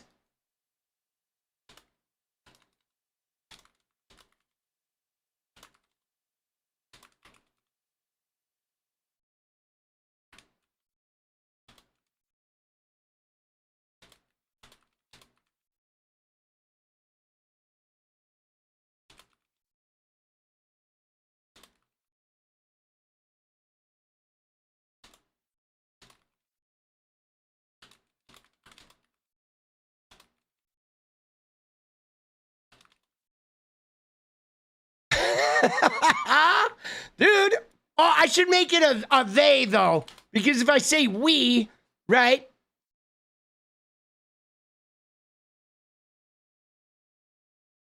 They aren't morons. Dude, it would have been we. I would have voted for Raman. I would have knocked him off.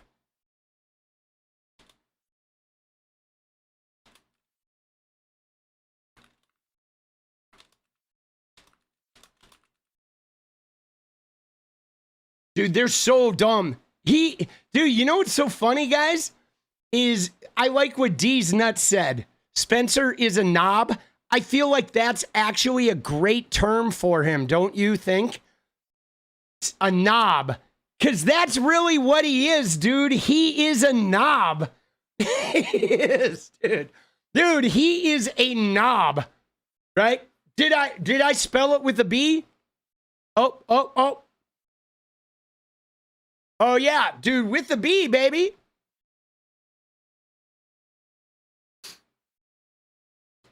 Can I show you, though, something, guys?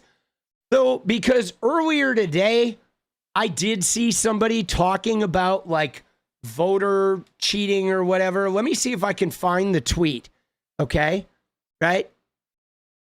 As this guy was saying, there's no way anyone won. Maybe it was in this guy's replies, but there was somebody who showed a thing and they were trying to insist that cheating was happening. And they showed a thing about a dog being registered to vote. But like, guys, they found one instance in Los Angeles of a woman who registered her dog to vote. And then she voted as her dog. So she voted twice. But guys, she was a Republican. Okay? It was a Republican who cheated. Right?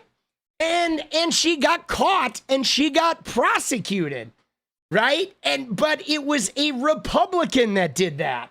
There was like one instance they caught, and it wasn't a Democrat.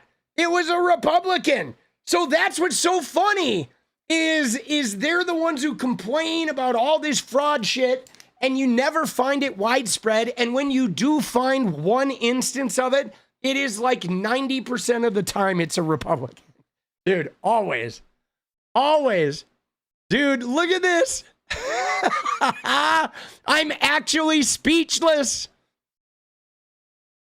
Dude, let's go. Dude, Benny Johnson, 4 hours ago, he says polls closed in Los Angeles 4 days ago.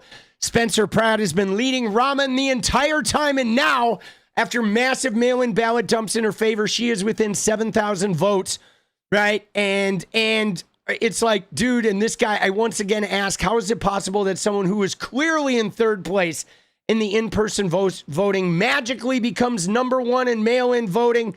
Dude, the cheat is happening. Blotty, blotty, blah. Dude, they're such crybabies. Dude, LA is like 80% Democrats.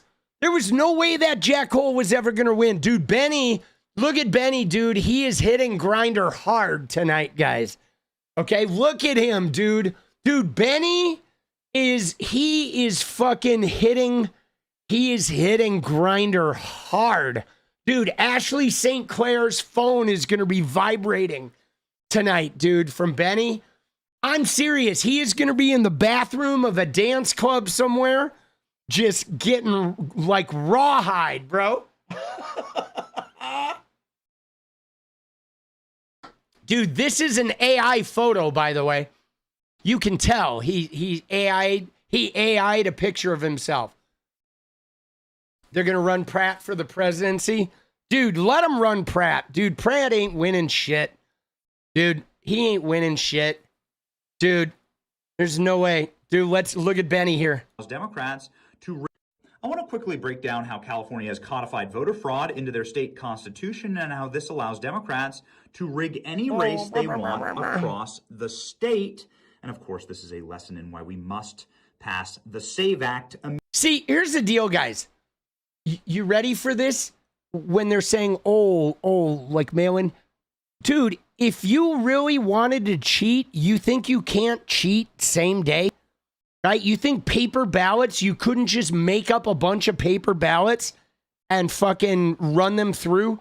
And you know what I'm saying? Like, give me a break, dude.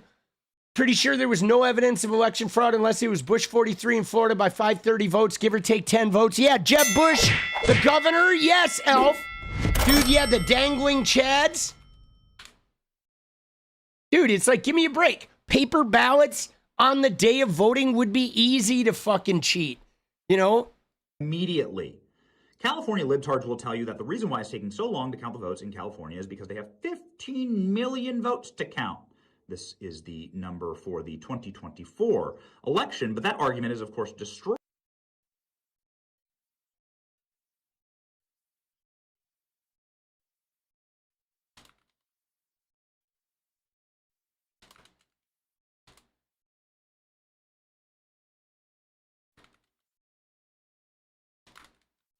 What an idiot.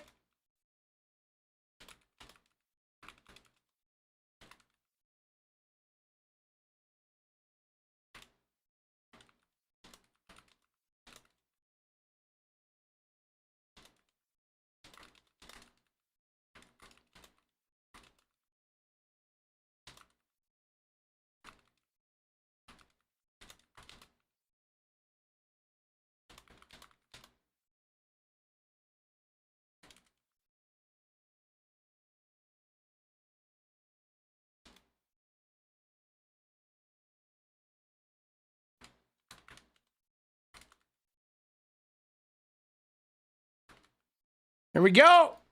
Let's go.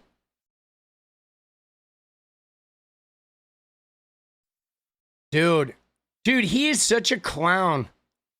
Dude, oh, they'll tell you it's because there's 15 million votes. No, nobody ever said that. Dude, you know what I'm saying? Nobody ever said, oh, it takes California a week because it's 15 million votes, right? What a fucking asshat, this guy. Dude, he spends 8 minutes on this. 8 minutes of crying, boss. And he has AI photos of Gavin Newsom. Look at these idiots. Well, I want to leave another comment.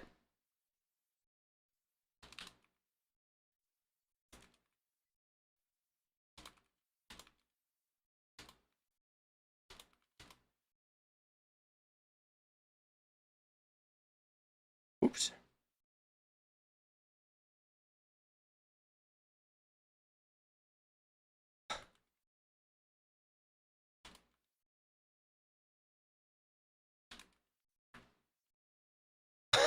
Dude, self-deport.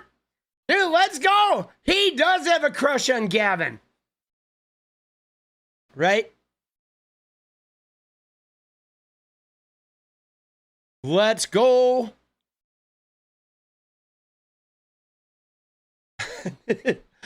Dude. So for this, you ready? Right here, 100,000 homeless in LA, Democrats pay them to register to vote. This is incorrect. Okay. And again, he's using that video from James O'Keefe. But let's be very clear here, guys. The signature, the registering to vote that happened it was what it was about is that was a signature. A woman was running a signature getting business. So what she was doing was had gone to the homeless and registered a bunch of people to vote. And so then people were paying her to get signatures for petitions. And she had 100,000 signatures to be able to get petitions of registered voters. But those people never voted.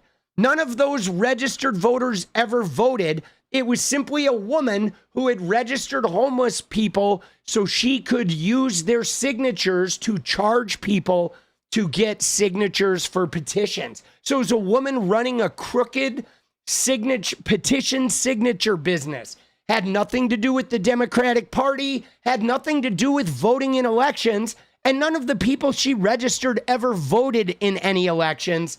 That was about her business con, okay?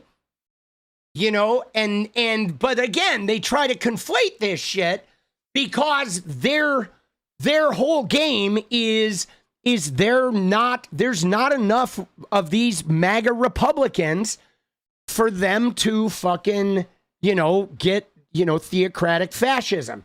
So they need to make up all this shit so then they can pass some draconian, like nobody but white property owners can vote. You know what I'm saying? Because that's what they want. They want white Christian property owners can vote if they're men and nobody else can. I'm serious.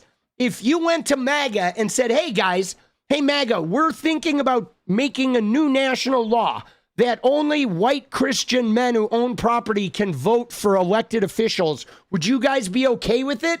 And I bet you every MAGA voter would say, yes, we're good with that. Dude, think about how fucking insane that is. Elf says, I have to decompress after every Benny tweets. Dude, yes, me and you and me both. Can you imagine? I bet they would sign on to that. They would absolutely vote and say, yes, do that, which is insane, bro.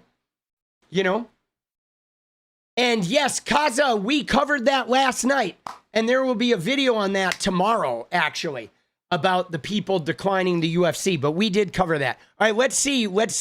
I want to see a couple minutes of Benny, dude. Just so I'll be able to take a shit later. I want to stir my colon.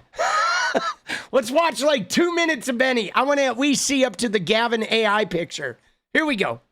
I want to quickly break down how California has codified voter fraud into their state constitution. Oh, thank you, Benny. This allows Democrats to rig any race they want across the state. And of course, this is a lesson in why we must pass the SAVE Act immediately.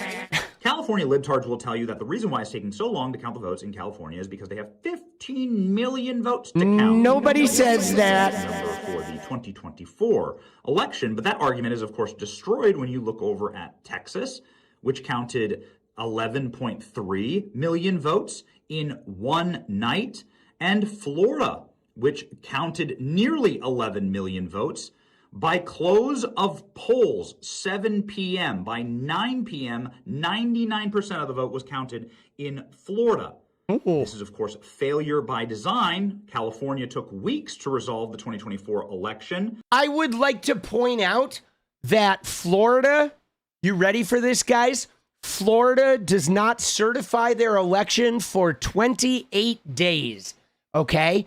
Just for the record, okay? They, too, like whatever, give these estimated things on election night, but then they too have a ballot curing process, and it takes 28 days for the Florida election to be certified. So Benny is a liar here. He's leaving that out.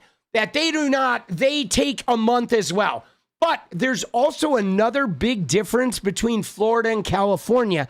In California, their number one priority is to make sure that every person in California, whether you are Democrat, Republican, Independent, Communist, it doesn't matter, whatever your nationality is, whatever your income scale, you can be homeless or a billionaire. If you are a registered voter and you voted legally, California wants to make sure your vote gets tallied and verified and counted. And they want everyone in the state to have access to that and to make sure that if the signature doesn't match, we see your ID, we check it, and make sure it's verified. Florida goes out of its way to make sure people can't vote, okay? They close precincts, they the voters vote to reinstate felons, and the legislature just wipes the voters, constitutional amendment away, okay? In Florida, they do everything they can to prevent you from voting unless you're fucking white and wealthy. So there's two different voter styles there, okay? LA and California, they really are painstaking about making sure that your vote's going to count, and they do. They make it easy, Dropbox, and yeah, it should be that way everywhere. And yeah, dude, Benny's career, remember, this guy started as a plagiarist, and he is a closeted gay man, so his whole life is, subterfuge, right? And his wife has a ravenous, mossy bank, according to Milo, that is, has a lot of deposits, if you know what I mean. That ravenous, mossy bank is, apparently there's a lot of deposits going into that bank. We waited for months to figure out who was going to represent certain districts as the California election fraud machine kicked into high gear. And what is that exactly? Well, it's a machine that doesn't do voter ID, so we have no idea who's actually voting, and it's a machine that allows for votes to come in forever, permanently after Election Day. You can see here from the Secretary of State's website, California primary election. We're going to let ballots be delivered all the way through to July 10th, 2026. That's when we'll finally certify the results. That's when they certify it, but they don't accept ballots that way. Whole weeks. And again, Florida certifies 28 days, guys.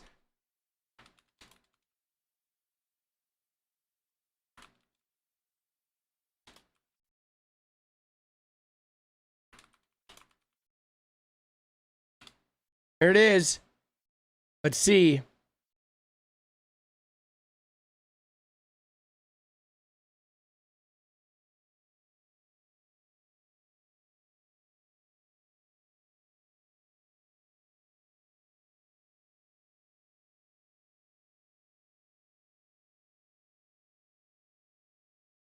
Florida.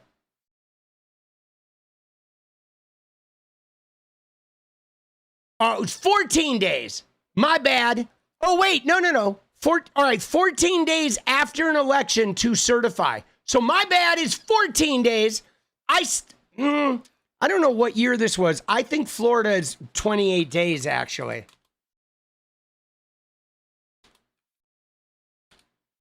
I think that may be old.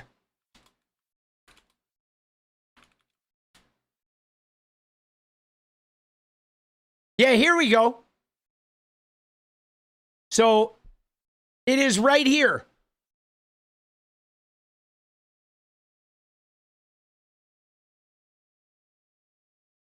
No, that's not it.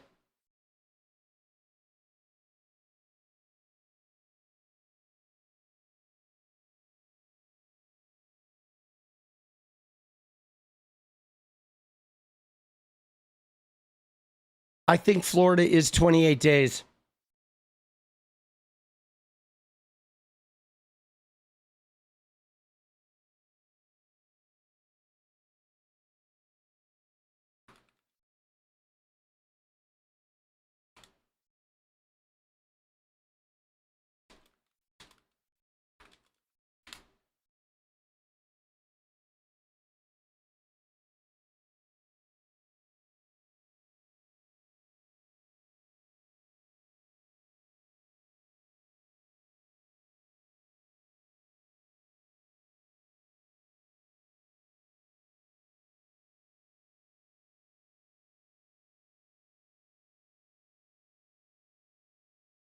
So, all right, I guess Florida in 2020 was 14 days.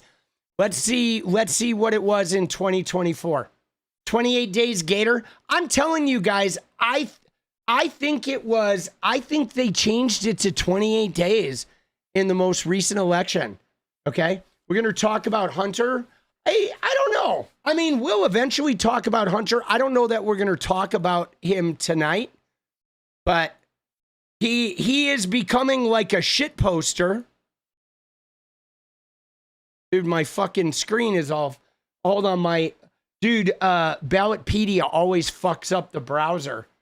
Hold on, let me look in another browser. I don't know why, but 𝗏𝗏𝗏 like always screws up Chrome.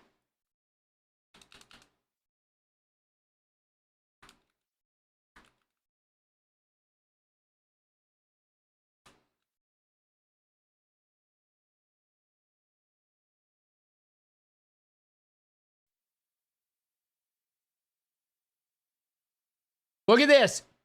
All right, so Florida certified on November 19th. So it was 14 days. It was. I thought it was 28. Maybe they have up to 28 is what I saw. But they certified 2 weeks after the election. Kentucky does 20 days after. Ohio does 25 days. And look at the longest certification, guys. The longest certification is a red state of Arkansas. 45 days. California is 38. Oregon is 37. Missouri is 35. Texas is 33. I mean, dude. I'm going to put that under fucking Benny's clown show.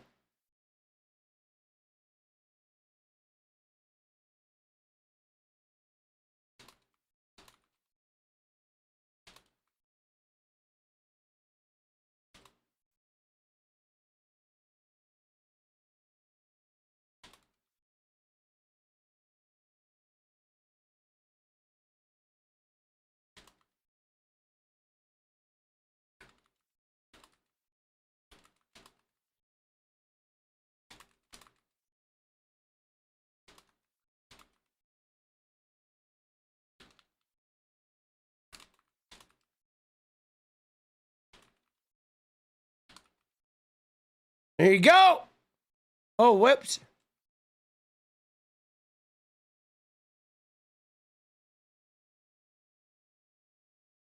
Oh, dude, what the fuck, bro? Dude, can I have a fucking... There we go. Dude, it gave me a link that was like 1,000 miles. Okay. Dude, what the fuck, bro? Why is it not giving me the link, dude?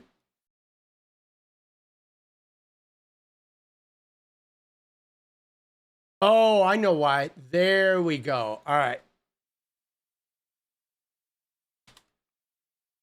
Dude, what the fuck?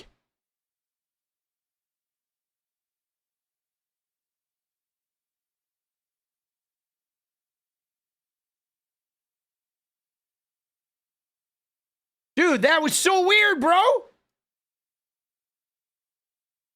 I fucking did a link from Edge, and it just posted the name of the website. 45 days to certify 300 redneck. Yes, they certify a vote every whatever. Dude, I'm going to have to post about that tomorrow, guys. Dude, look at this shit. Did you see this? Dude, people are leaving some crazy replies under this. Dude, Erika Kirk. What a weirdo, dude.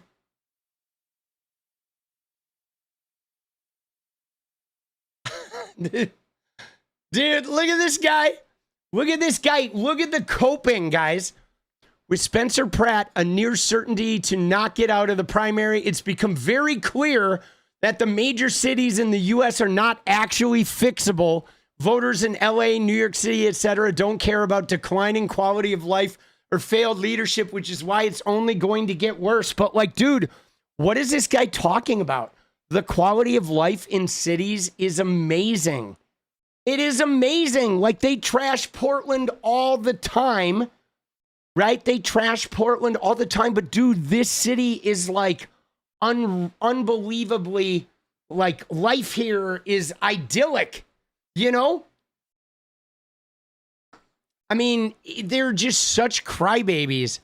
Dude, and where does he live? He probably lives in, like, Kentucky or some shit.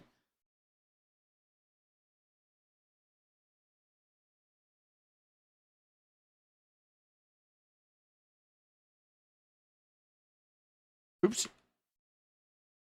Sorry.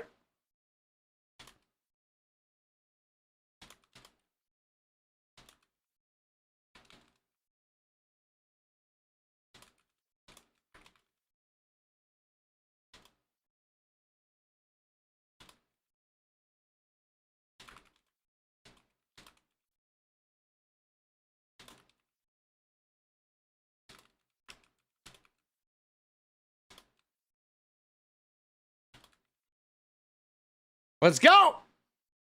Dude, let's go, baby. Dude, look at these pictures.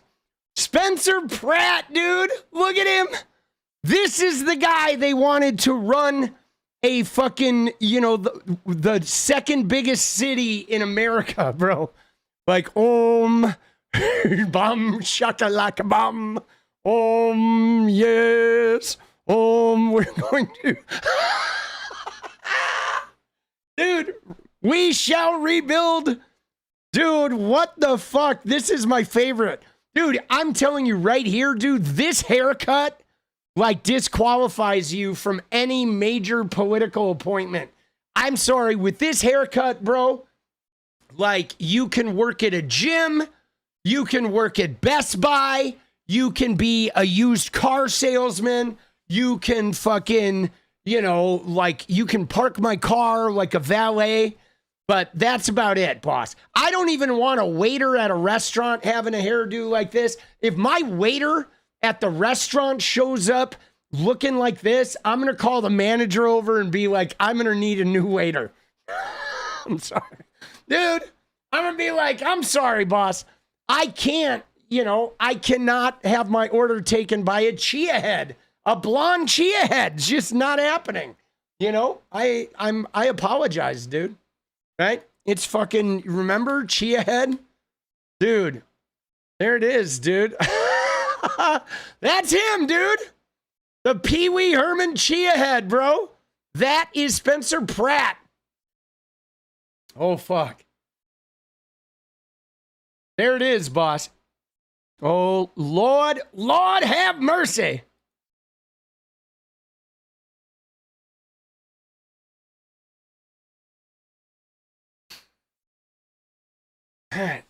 He does look like a chia head. He does, dude. All right, so he's getting rocked though, guys. He is gonna lose. He will. I'm telling you right now, Spencer Pratt will not be advancing. Now we are still waiting to find out about Hilton and Steyer. This one is gonna be a little bit more complicated because Hilton still is pulling a decent amount of votes, and this is statewide. So there are still Republican votes to be had. And of course, the state of California is like 40% fucking, 40% Republican and, 40% Republican. And you have, a lot of Democrats here, each taking, Katie Porter, though. Jesus, look at Katie Porter. Like, why did she even run, dude? What is she doing, boss? Like, you know what I mean? Like, I don't understand why she's even running, And yes, if Bianco had dropped out, Steve Hilton would have absolutely made it into round 2. I guess it is ego, right? But, dude, so Chad Bianco, though, this is what I love. I love that Chad Bianco would not drop out. And he knew that he was going to sink Hilton potentially. But he was like, fuck it, bro. Because Chad Bianco doesn't really care if there's, like, Chad Bianco knows there's not going to be a Republican governor. They both know that, right? I think Chad Bianco knew Steve Hilton could never win. So he was like, I'm going to make sure Steve Hilton doesn't even get in the runoff. Dude, Dude, he is my favorite gay sheriff. He is, dude. He is my favorite gay sheriff, dude, Chad Bianco. Dude, it's so funny. Yeah, dude, Katie Porter's a disaster. Right? Yeah, I mean, guys, I will say this. I'm okay with 𝗍𝗩 if he wins, but I would like Tom Steyer to win. And because I do believe Tom Steyer, like, he's in a position where he doesn't need to worry about his donors and all that shit. So if there's a chance of somebody doing something renegade and new, there's a much bigger chance of that happening with Tom Steyer because he's not beholden to anybody. So he could get in there and maybe he doesn't do shit and he's just a big liar. But if there is one of the two that could do something renegade, Steyer can. And 𝗏𝗟𝗏's political, existence is tied to needing those donors, Apologize, you're on your phone, but when you're on your computer, you're usually rendering music videos. Let's go! Dude, I get it, Elf. Thank you, boss. We appreciate you. But, dude, you got to render those music videos. But yeah, dude. Maga is fucking, they're livid, boss. I do love the coping, right? I do love the coping. And yeah, I think Roe backs Steyer. But I also think everybody knows that 𝗏𝗟𝗏 would be fine. Like with 𝗏𝗟𝗏, California is not going to get like bad. He's not going to ruin California. I think the one thing with 𝗏𝗏𝗏 is he will open California up to drilling. Okay, he will. He will open shit up to drilling. But I think he'll be pretty good on civil rights. And I think I'm hoping he won't do any fucking crazy shit with ICE and stuff. But I guess what I worry about with 𝗏𝗟𝗏, I worry about 𝗏𝗟𝗏 like being too amenable, right? Like being too not like aggressive enough in his resistance to Donald Trump, right? And that's one of the things that I think Tom Steyer would have much more of a fuck you attitude. But again, I don't hate establishment Democrats. I don't think establishment Democrats are as bad as Republicans. They're definitely better than Republicans, but I do prefer renegade voices now. But if you can't have a renegade, I'd rather have an establishment Dem than a Republican. And I think Becerra would be good on other. I don't think he would get rid of alternative energy. I just think he would open up some of that, oil drilling, which I don't like, but it's better than fucking Steve Hilton's dumbass. You know what I'm saying? Like Steve Hilton, but nobody ever thought Steve Hilton was going to be governor.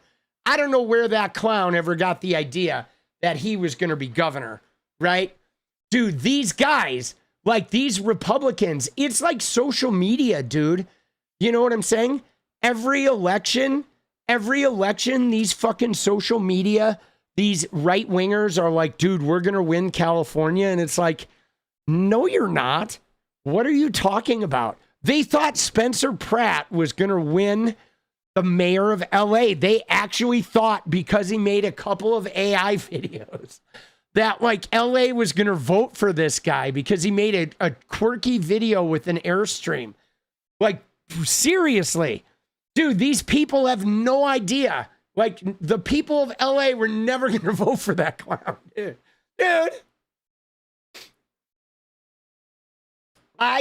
I have not seen China's flying wind turbines, but I don't doubt it. Dude, China is like working on some good energy shit. Okay.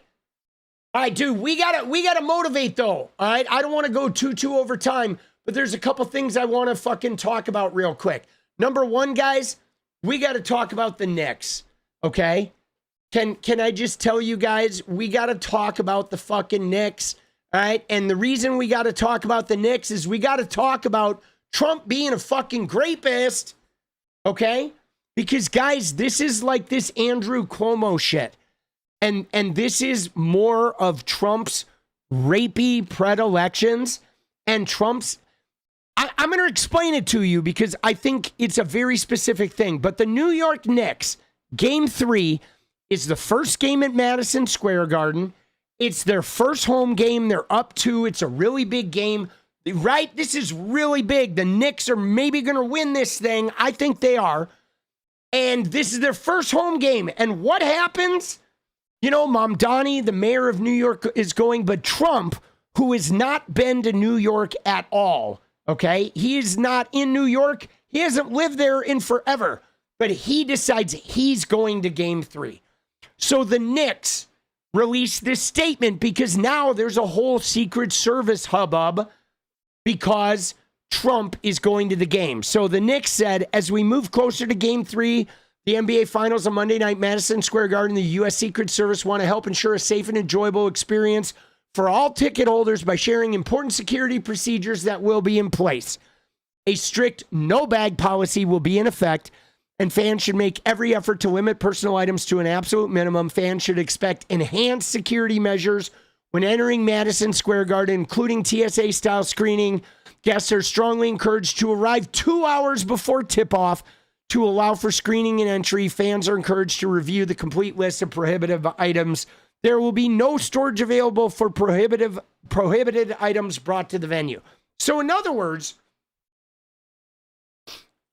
all the New York fans now have to go through this rigmarole and 2 hour screening, and you can't have a bag and this, that, and the other for this game simply because Trump has decided he needs to go to Game 3. And, now it becomes a Secret Service thing, and they're going to boo, and he's going to act like they're cheering. He'll be like thumbs upping even though they boo. But like, guys, here's what I don't like about this is number one, Trump is no longer native to New York. He lives in Palm Beach. He's lived at Mar-a-Lago forever. New York hates his ass. They didn't vote for his ass. They never liked his ass when he fucking lived there. Nobody in New York ever appreciated Trump going all the way back to the 80s. He has never been loved by anyone in New York except the Epstein circle. Okay? Those were the only fucking people who liked this guy. But you know what he does, though, guys? Here's what he does, he is now that the Knicks are good, Trump is going to act like he's been Mr. Knicks because he wants to take credit for the Knicks being good. He's going to go insert himself as though the Knicks have been this huge part of his life and like they're only there because of him. Like he likes to glom on to anything that is successful. He's going to go and glom onto it as though he like had something to do with it being successful. But at the end of the day, he's just being rapey. You know what I'm saying? He's just being rapey, right? Because everyone in New York hates him and nobody wants him there.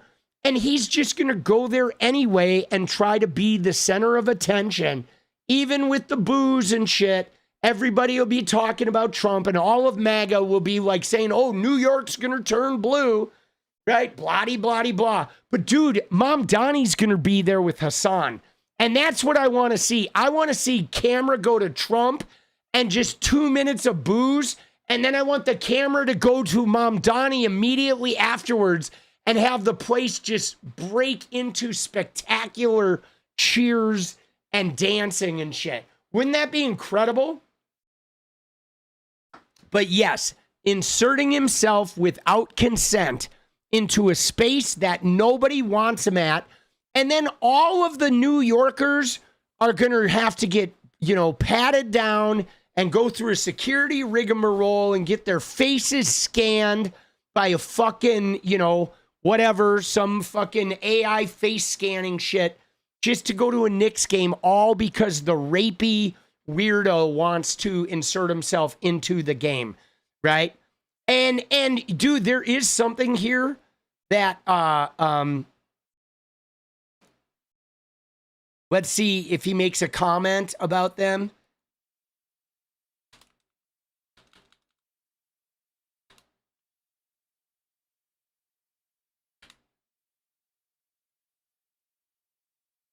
Here's what he says.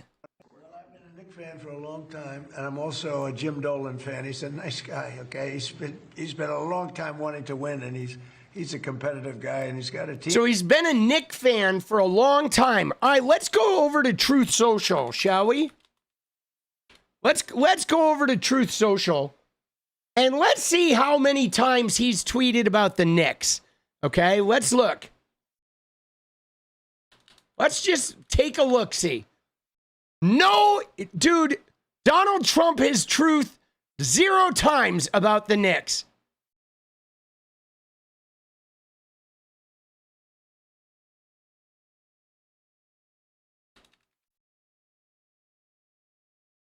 Right?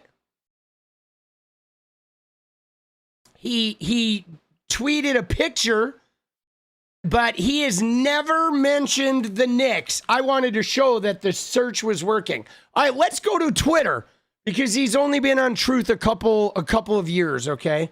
So let's go to, right? Let's go to Trump's fucking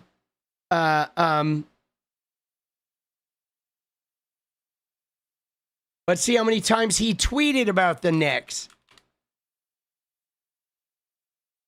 He tweeted 4 times, okay? He tweeted about Jeremy Lin, twice in 2012, and then he tweeted twice in 2013. So, yeah, I guess he liked the Knicks for like 2 years, 13, 14 years ago. Right? And it's amazing how badly the Knicks and Nets are playing. So this one was about the Knicks and Nets, right? I'm watching the Knicks games. I bet all those guys with the terrible tattoos wish they never got them. So this one wasn't even about the Knicks. It was just about the bad tattoos. And the other one was the Knicks and the Nets both suck. And then he tweeted about Jalen saying he's making the Knicks fun and a game-winning shot. And the Knicks found a new point guard. So, dude, this guy is not a huge fan, guys. I mean, look at this, dude. You ready? Let me see how many times I mentioned the Mariners, okay? I've been a fan of the Mariners, guys, for 1 year, dude. And look at how many times I've mentioned the Mariners in 1 year of being a fan of the Mariners, dude. Dude.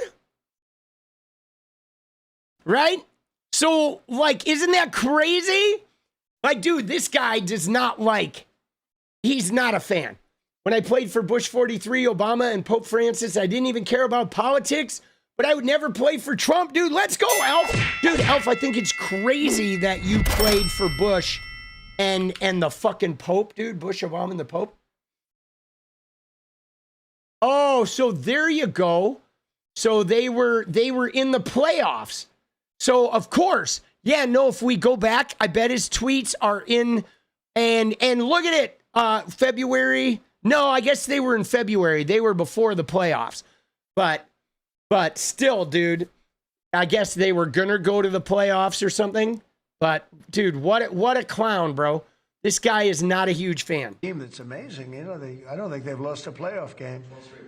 Can you imagine that? And it was not looking good. I saw the beginning of the game, and it wasn't looking good. I missed the middle because I talked to generals all night long now.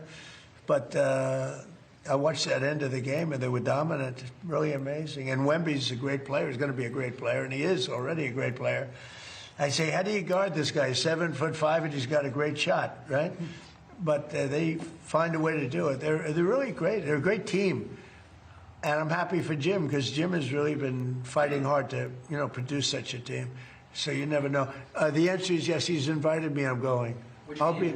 So I guess the owner invited him, so he's gonna go, right? And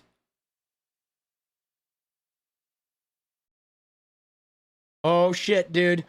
If Trump doesn't find some common sense and stay away from the Garden Game 3, dude, boo! The New York Knicks fans will boo so loudly you'll hear it from space, dude.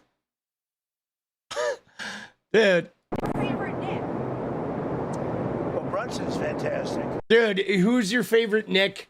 Oh, Brunson. Dude, I know Brunson, all right? And I fucking watched 2 minutes, okay? Right? I watched 2 minutes of one game, and I know the name Brunson, the guy with the little fucking, with the cool, like, cornrow, like, dread-looking hairstyle, right? That's the guy who won the game for him, right? That guy. Essentially, the Wemby dude had that bad pass, and Brunson fucking snagged the pass and then made a free throw, right? And so, like, oh, yeah, your favorite player is the one guy that everybody knows. What's your favorite Bible verse, Trumpy? Hold on, you ready? Let's go. That's what it reminds me of, guys. When they asked him what his favorite Bible verse is, right? Where right here, you ready? Okay. You mentioned the Bible. You've been talking about how it's your favorite book. And you said, I think last night in Iowa, some people are surprised that you say that. I'm wondering what one or two of your most favored Bible verses are, and why. I wouldn't want to get into it, because to me that's very personal. You know, when I talk about the Bible, it's very personal, so I don't want to get into verses. I don't want to get into... There's no verse that means a lot to you that you think about or cite? The Bible means a lot to me, but I don't want... The Bible means a lot to me. I don't want to get into it. Oh, I don't want to get into it. To get into specifics. Even to cite a verse that you like? No, I don't want to do that. You're an Old Testament guy or a New Testament guy? Probably equal. I think it's just an incredible, the whole Bible is an incredible, I joke, very much so. They always hold up the Art of the Deal. I say my second favorite book of all time. Dude, are you an Old Testament guy or a New Testament guy? Probably equal. Dude, what a fucking idiot, bro. Like, what a fucking jackhole, this guy. Dude, yeah, look at him.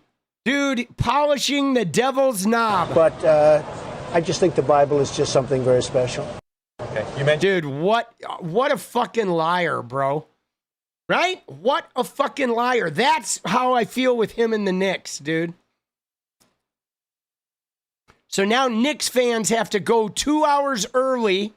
Okay, Knicks fans have to go 2 hours early and go through TSA because Trump is deciding to grape the place. Game 2 of the NBA Finals tonight in San Antonio. Game 3 will be next week in New York City. President Trump says he plans to attend. What do you think the reception will be? I'm not sure it's going to be a good reception for him, but why does Donald Trump always have to ruin a good thing? Like, literally, the Knicks haven't been in the NBA Finals for 27 years. The city is trying to celebrate this. We've embraced this team, and this guy has to inject himself. Yeah. I mean, come on, seriously, give us a break. Why doesn't this guy just focus on trying to improve the quality of life of the American people? Because the Trump economy has been a disaster. Yeah, no, Are you going? He'd rather rape the Knicks fans, When right? they're in New York?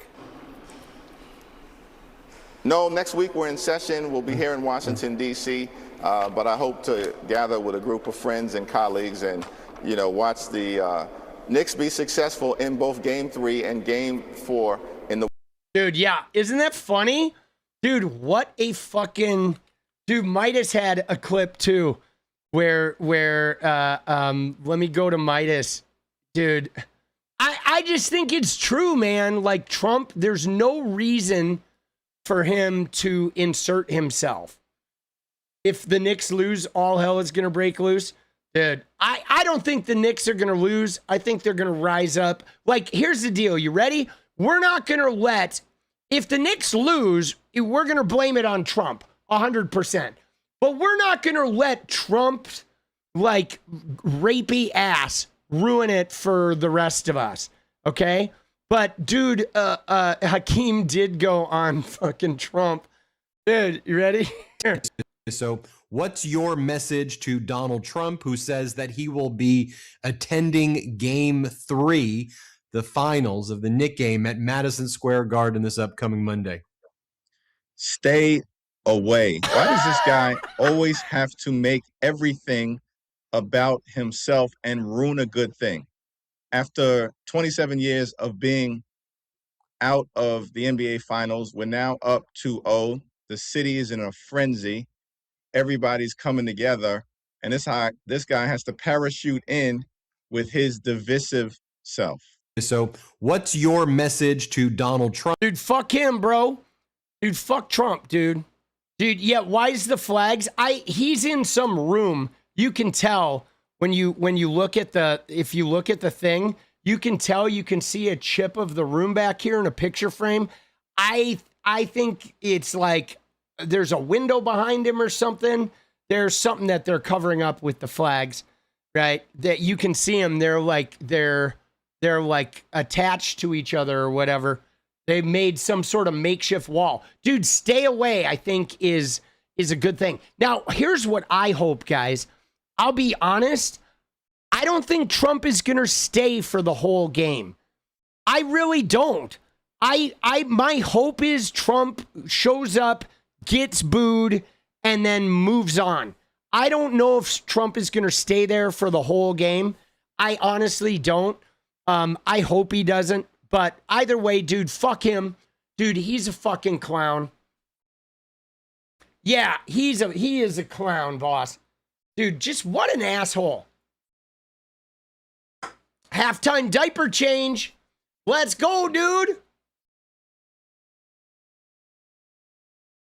Halftime D change, bro. Nurse Joy says, nodding off on her couch. Oh, shit. All right, you ready? Let's get into this, guys. Let's get into the bookmarks. I had something else. So, I mean, I guess this is worth fucking, right? This is worth talking about, okay? Oh, fuck, dude. So, I want to get to the Epstein stuff, but I think we're getting late on that. We're going to have Jeffries, Hassan Mamdani, and Trump. No, so Hakeem Jeffries is not going to be there. Hakeem Jeffries will be in Washington. Congress is in session. So none of the Congress people will be at the Knicks game, but Mamdani's going to be there and Hassan are going to be there and Trump is going to be there. Now, what I wonder is if Hassan and Mamdani will be sitting together. I'm sure there will be a photo op, but I don't know if they will be sitting together. That right? They may, but they will not be sitting with Trump, I'm sure. I've read the Bible a handful of times, but I haven't watched basketball since Jordan left the Bulls. But I still love the Blackhawks and the Cubbies. Dude, the Cubs got like, dude, the San Francisco Giants beat them like 18-3 or some shit the other day. I'm sorry about that, Elf. Let's go, boss. I like how you brought the Bible and basketball and the Blackhawks and the Cubs together. That's like, you brought all of the fucking, like, everything together, dude. Amazing. Amazing.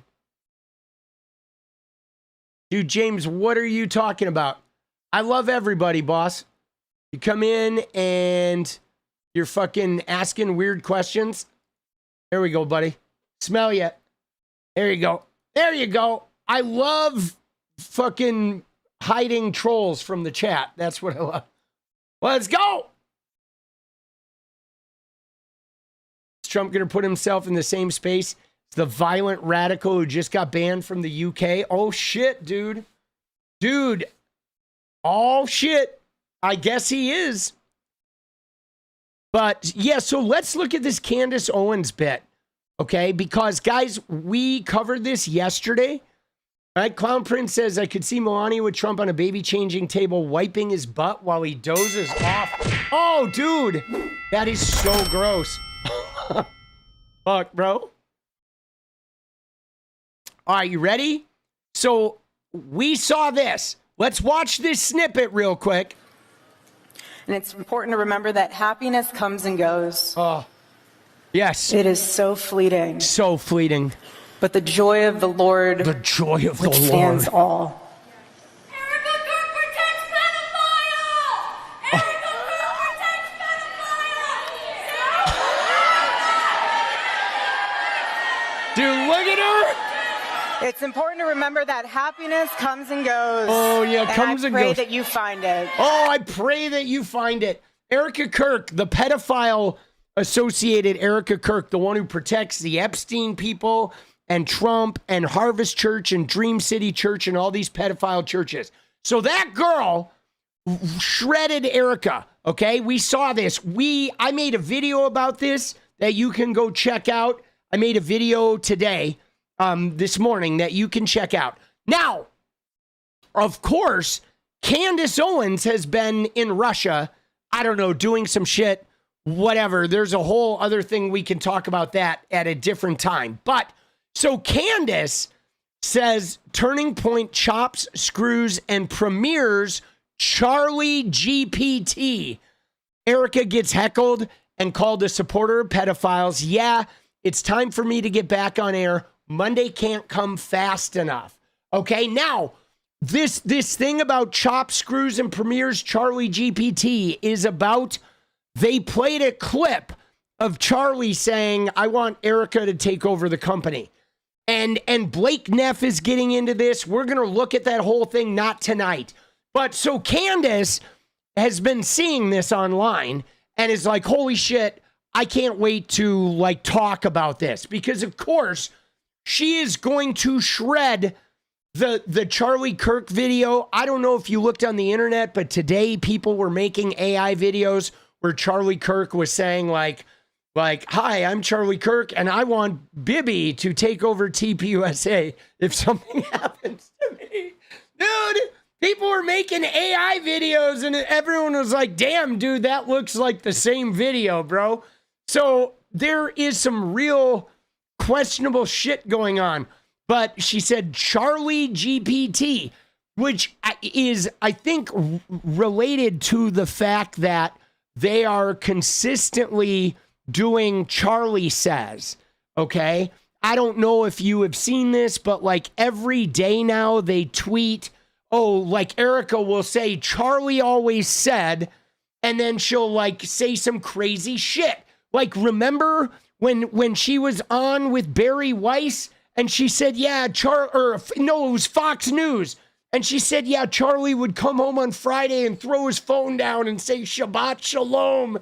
And everyone's like, Dude, nobody's believing that Charlie was like saying Shabbat Shalom on Friday at home, right? This guy never once uttered that phrase in public, but apparently he went there on Fridays and was like Shabbat Shaloming. So they're starting to do this now. This is like TPUSA's favorite pastime, is to dig up some like, well, Charlie would support, you know, so-and-so because Charlie used to always say this. But like, dude, we have no proof of this. They just keep saying Charlie said, as though they have an AI that's like spewing out new Charlie viewpoints. But look at what Dana Loesch said. She chimed in and said, you'd be nothing without her. Okay, that is, now, I'm not going to say, like, there's no doubt that Candace Owens has profited handsomely off, like, Charlie Kirk's passing. And it is absolutely, like, whatever. She's had a lot of videos blow up. But, like, dude, she was friends with Charlie for years. I'm not, there's no way you can say that Candace Owens would be nothing without Charlie. I mean, Candace Owens has been strategically starting some sort of beef for like a decade, man. You know what I'm saying? Ever since Kanye like took her under her wing, she, you know, then she went over to Daily Wire, and she has always started some kind of beef or some type of fight. I mean, she's getting sued because of the Macron shit, but she has literally found some conspiracy adjacent like beef to start for a while. She's kind of good at it. So like, you know, is she profiting off this Erika shit? Absolutely. But did Erika Kirk make Candace? No. Give me a break, dude. Like Candace, when Erika Kirk is no more, Candace will find the next viral like person to beef with. Okay, there's no doubt. So anyway, dude, she said, I would be nothing without Erika Kirk. Sick burn, Dana. Very convincing, right? Now, I would like to point something out here, okay? Because look at Candace Owens. 7.8 million followers, right? Candace Owens, very active. Her YouTube channel, let's just look at this. You ready? I want to show you. Look at her YouTube, guys. 6 million subscribers. And let's go look at her live streams. 1 million, 1.3, 1.3, 1.5. Like every live stream is like a million or more. 2.5, 2.7. Let's even go before Erika Kirk. All right, let's go down, or before Charlie died. Let's go all the way back to a year ago. And it's still 1.6, 2.3, right? 1.2. Maybe there's a few that are 500,000. But she's still doing pretty decent numbers. Even a year ago, she was doing like 500,000 and then sometimes 2 million. So, like, she's still a good YouTuber. Is she profiting? Yes. But, dude, by no way is she just successful now. But, guys, yeah, dude, I can't stand Candace. But let's look at Dana, okay? Because Dana, who says you'd be nothing with her. So look at Dana. Dana Loesch, she has 1.3 million followers on Twitter. And she says throttled account, right? Dude, throttled account, guys. So that means Dana Loesch has essentially lost her fan base, or she's not popular anymore, but she opens her bio with saying, I'm not popular because Elon's Twitter is throttling her account. Give me a fucking break, dude. Like, when you say that, that just means your fans have dried up and you're not getting engagement anymore. Look at her pinned tweet. Her pinned tweet is from 2019, guys. And her other tweets are like, you know, like not getting, I'm presuming she's not getting a ton of play, right? Yeah, like 1K likes, which is not bad, 700 likes. But you know what I'm saying? but she says she's not getting a lot of play because she's throttled. Not because she's a has-been. Look at this one, right? Oh, would you take a look at that? 139. I mean, dude, this shit's not getting seen by a lot of people. She has 1 million viewers and only 21,000 people are seeing her tweets. 22,000 people. I mean, that's 13,000 people, guys. That's crazy. Okay? Like, she has a dead fan base. I mean, a lot of my tweets are getting seen by, you know, nearly as many people, right? I have 50,000 followers. You know what I'm saying? So, dude, she's like, I mean, she is fucking, it's just funny that she's like saying, oh, you'd be nothing to Candace, right? Oh, fuck, dude. Right? And then let's see what Dana Loesch said. Oh, here's Dana Loesch. All right, you ready? Now,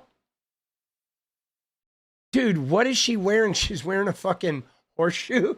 What is this necklace?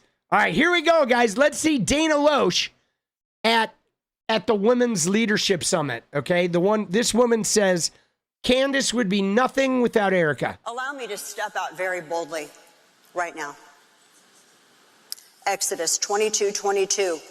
You shall not afflict any widow or fatherless child. If you afflict them in any way, and they cry out at all to me, I will surely hear their cry, and my wrath will be hot. Oh, look at that. She's saying, if you talk shit about Erika, God's gonna come after you. Bro.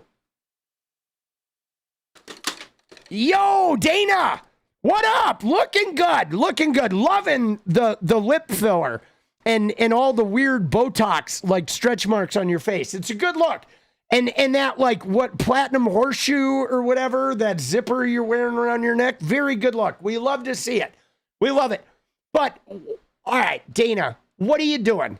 You're reading some scripture like God is going to come punish us for saying Erika's a sociopath? What are you doing, Dana? Dana! Give me a fucking break.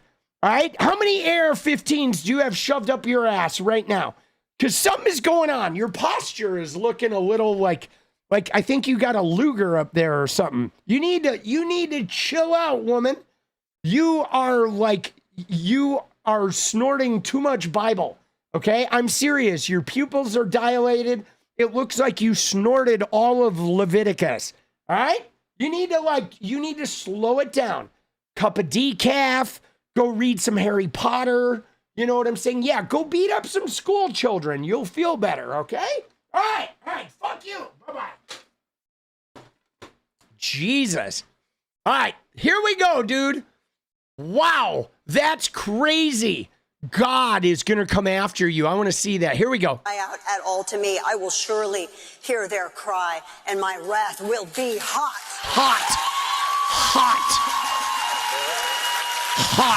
My hot wrath. Deuteronomy 27:18. Cursed is the one who perverts the justice due, the stranger, the fatherless, and the widow.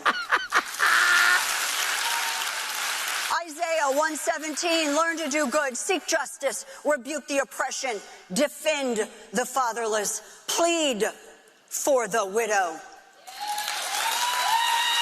Dude, what the fuck is this? This is like some aggressive scripture of like the wrath of God will come down on you if you don't polish the Erika Kirk knob. Like, bro, they're trying to deify Erika Kirk, dude. Seriously, they're gonna I'm waiting for them to bring Erika Kirk out on a cross and have her pull the nails out and fucking heal her hands. Paula White will come out, start babbling in tongues, and then lightning will come out of the sky and pyrotechnics, and Erika will look all crazy and say, I command thee to vote J.D. Vance, Erika Kirk in 2028. Right? What are these people doing? They're mental. Need some Paula? I'll get you, Payne. We're going to finish the video. Then we'll hit it. Jeremiah 22:3. Do no wrong and do no violence to a stranger, the fatherless, or the widow. Malachi chapter 3, verse 5, I will come to you. I will come near you for judgment. I will be a swift witness against sorcerers and against those who exploit the wage earners and oppress the widow and the fatherless. 1 Timothy chapter 5, verse 3, honor widows. Dude, you know, was George Floyd married? Did George Floyd leave some kids behind? Did they have the same energy for George Floyd's fucking like significant other? I'm curious, right? I'm curious about like, you know, if they had what their energy was around, you know, Philando Castile's wife. I wonder, you know, did they have the same energy for Renee Good's wife who was widowed? Renee Good murdered by ICE. Yeah, she left a widow. Boy, I don't think they had the same energy, did they? Oh, you see what I did there? Oh, I just fucked Dana Loesch up. All right, now we're going to do Paula. Let's go for pain. Let's go. Hey!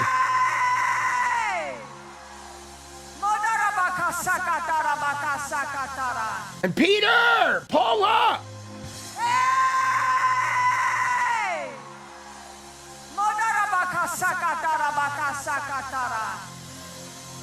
You like that? You like that? You see Renee Good? Oh, dude, I just fucking owned them. James chapter 1, verse 27, pure and undefiled religion before God and the Father is this, to visit orphans and widows in their trouble. Our Lord God defines himself as a, quote, father to the fatherless and a defender of widows. Widows.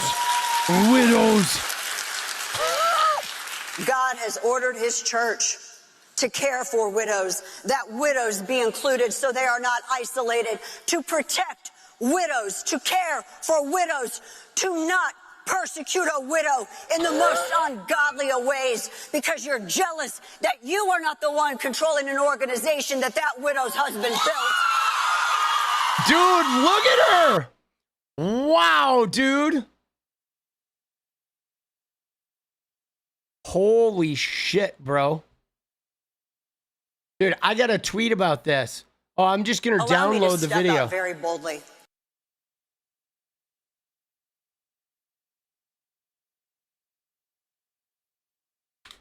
There we go. Let's go. Dude, I'm going to tweet about that.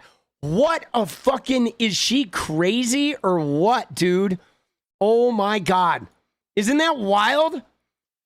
And she just fucking going off.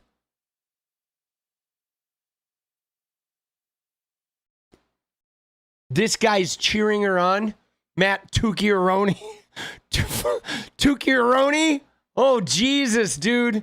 Dude, why is it, guys, that, like, how gay is this dude? You know what I'm saying? Like, seriously, why is it that every TPUSA guy is so closeted? Right? There's no fucking way. And again, I don't care if this guy's gay, but there's no way this guy is straight. Right? This guy is like 100 Benny Johnsons, boss. You know what I'm saying? 100 Benny Johnsons. Dude. You know?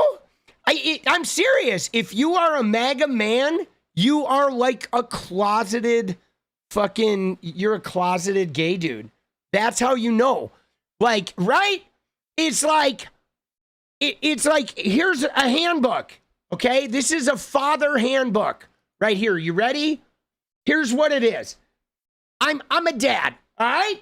And like, if you want to know what political party you belong in, here's how that conversation goes. Hey, Dad, I want to join a political party. Oh, hi, son. Okay. Let me ask you a few questions, son. Are you straight or gay? I'm gay, Dad. Okay. Are you comfortable with it or do you hate yourself? Oh, I'm comfortable, Dad.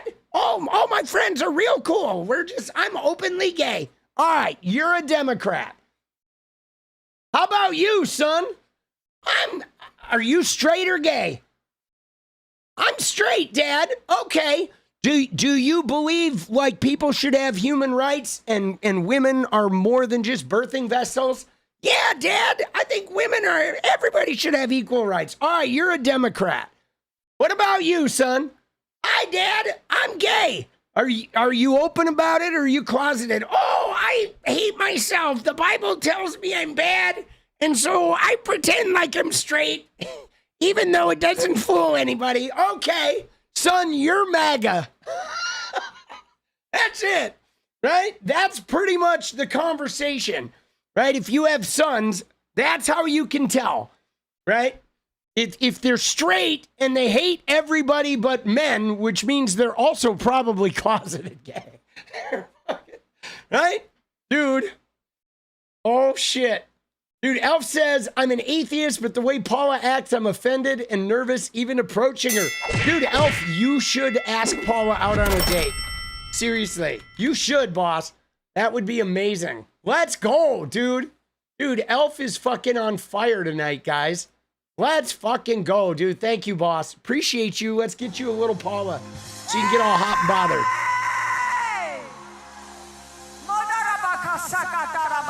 Dude, that is wild. But let me see if I could find the Charlie Kirk Bibby. No, we'll cover the Charlie Kirk video like later. Okay, we will. Dude, we have to, there's a lot to cover with the Charlie Kirk video. But right now, I'm going to go, it's been like almost 4 hours, or 3.5 hours. I'm going to go make some videos, all right? Jenny and I are going to try and maybe see a movie tomorrow.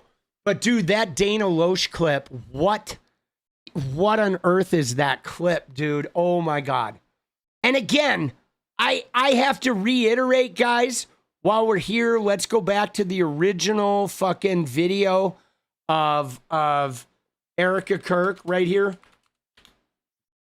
Reminding yourself that in the beginning here, she is talking about Jesus. Okay? Right here. She's talking about the joy of Jesus.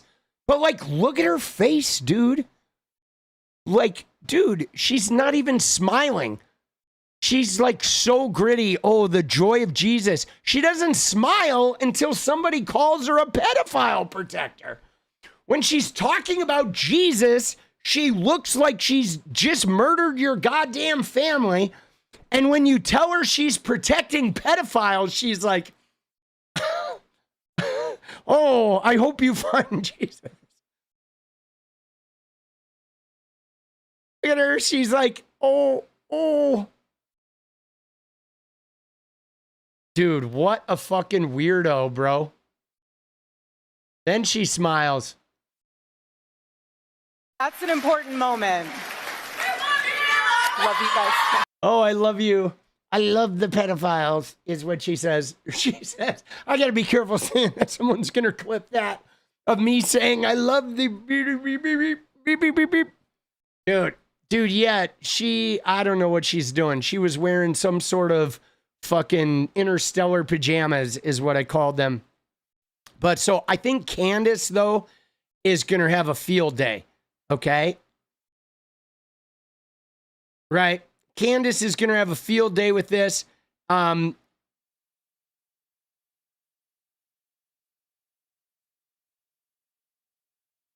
Dude, she's all... Dude, we have to look at this, too. The Jimmy Dore and Tucker Carlson is creating some crazy. Oh, my God, dude.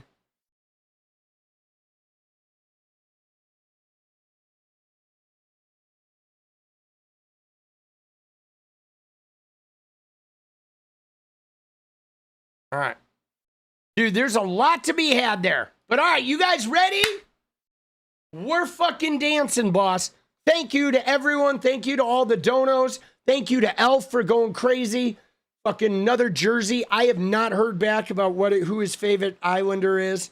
Right? I will get back to you on that one, though. Right? But he may be out and about. Dude, today Bryce was sending me pictures from, I guess there's like a Ghostbusters day. And so there was like some crazy shit at the Ghostbusters fucking, you know, the headquarters, Ghostbuster HQ or something. Like tons of people were out there like hanging out with the, you know, on Ghostbuster Day. He's going to all this crazy shit. Can I just tell you, like, how crazy is it that my son, last year, my son's football team wins the Super Bowl, and then he moves to New York City, and now the fucking basketball team in New York City is about to win the NBA championships. It's like he took the winning. It's like Bryce took the winning to fucking New York. You saw us in a documentary yesterday. Oh shit, did you watch the documentary at actingliketommy.com or whatever? Nice. Dude, it's a good movie. Yeah, it's crazy. Then when that movie came out and shit was wild. All right. Let's go. Let's get the dance. It's time to dance, baby.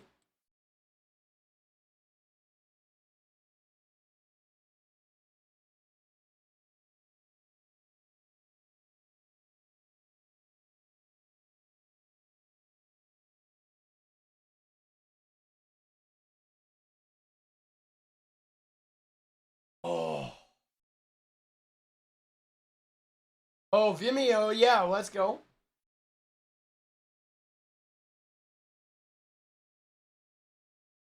Dude, you like that? Yeah, the Knicks owe Bryce credit. That's right. Dude, I'm going to Trump that shit, right? I'm going to be like, dude, you guys, the Knicks, it's all because of Bryce. No, I think it's pretty wild, though, that his team wins the Super Bowl and then he goes to a town and that town's about to win the NBA championship. And then, like, dude, wouldn't it be cool if the Mariners won the World Series? Although he wants to move to LA too. Then the Dodgers, you know, they won the World Series. Dude, everywhere he's like, you know, all his favorite places are like on top. All right. We ready? Oh, dude, stretch. Dude, my body is fucked up, bro. It is. Oh my God, dude, my body is fucked up. All right, here we go. Here we go.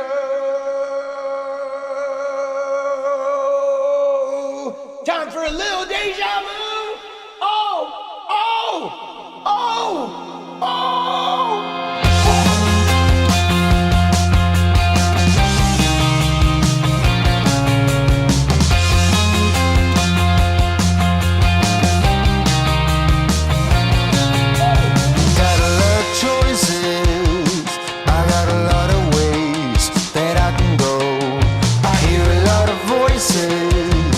They have a lot to say.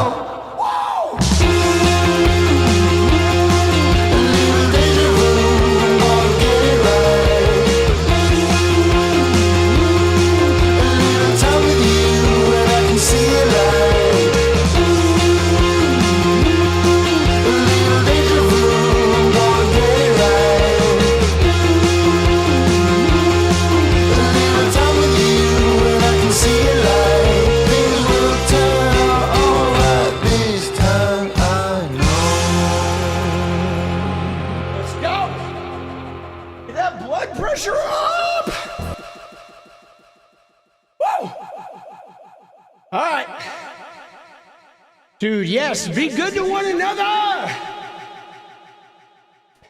Think you threw your paint away. Yeah, I do. All right, I'm gonna go eat some food. I'm gonna go watch the Mariners highlights.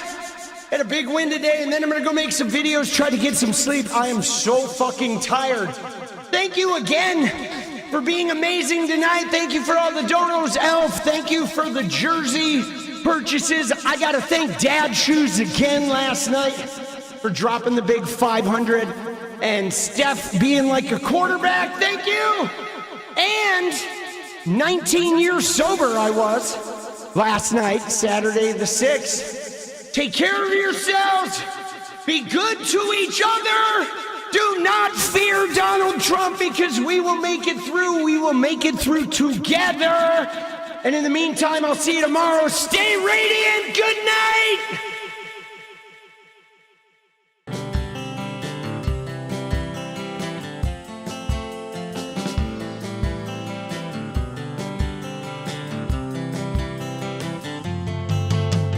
Hey, I just want to change the world. I just want the perfect girl. I don't want to hang around, I'd rather be found. It gets better, I wonder, my pleasure together. Everyone's waiting, anticipating.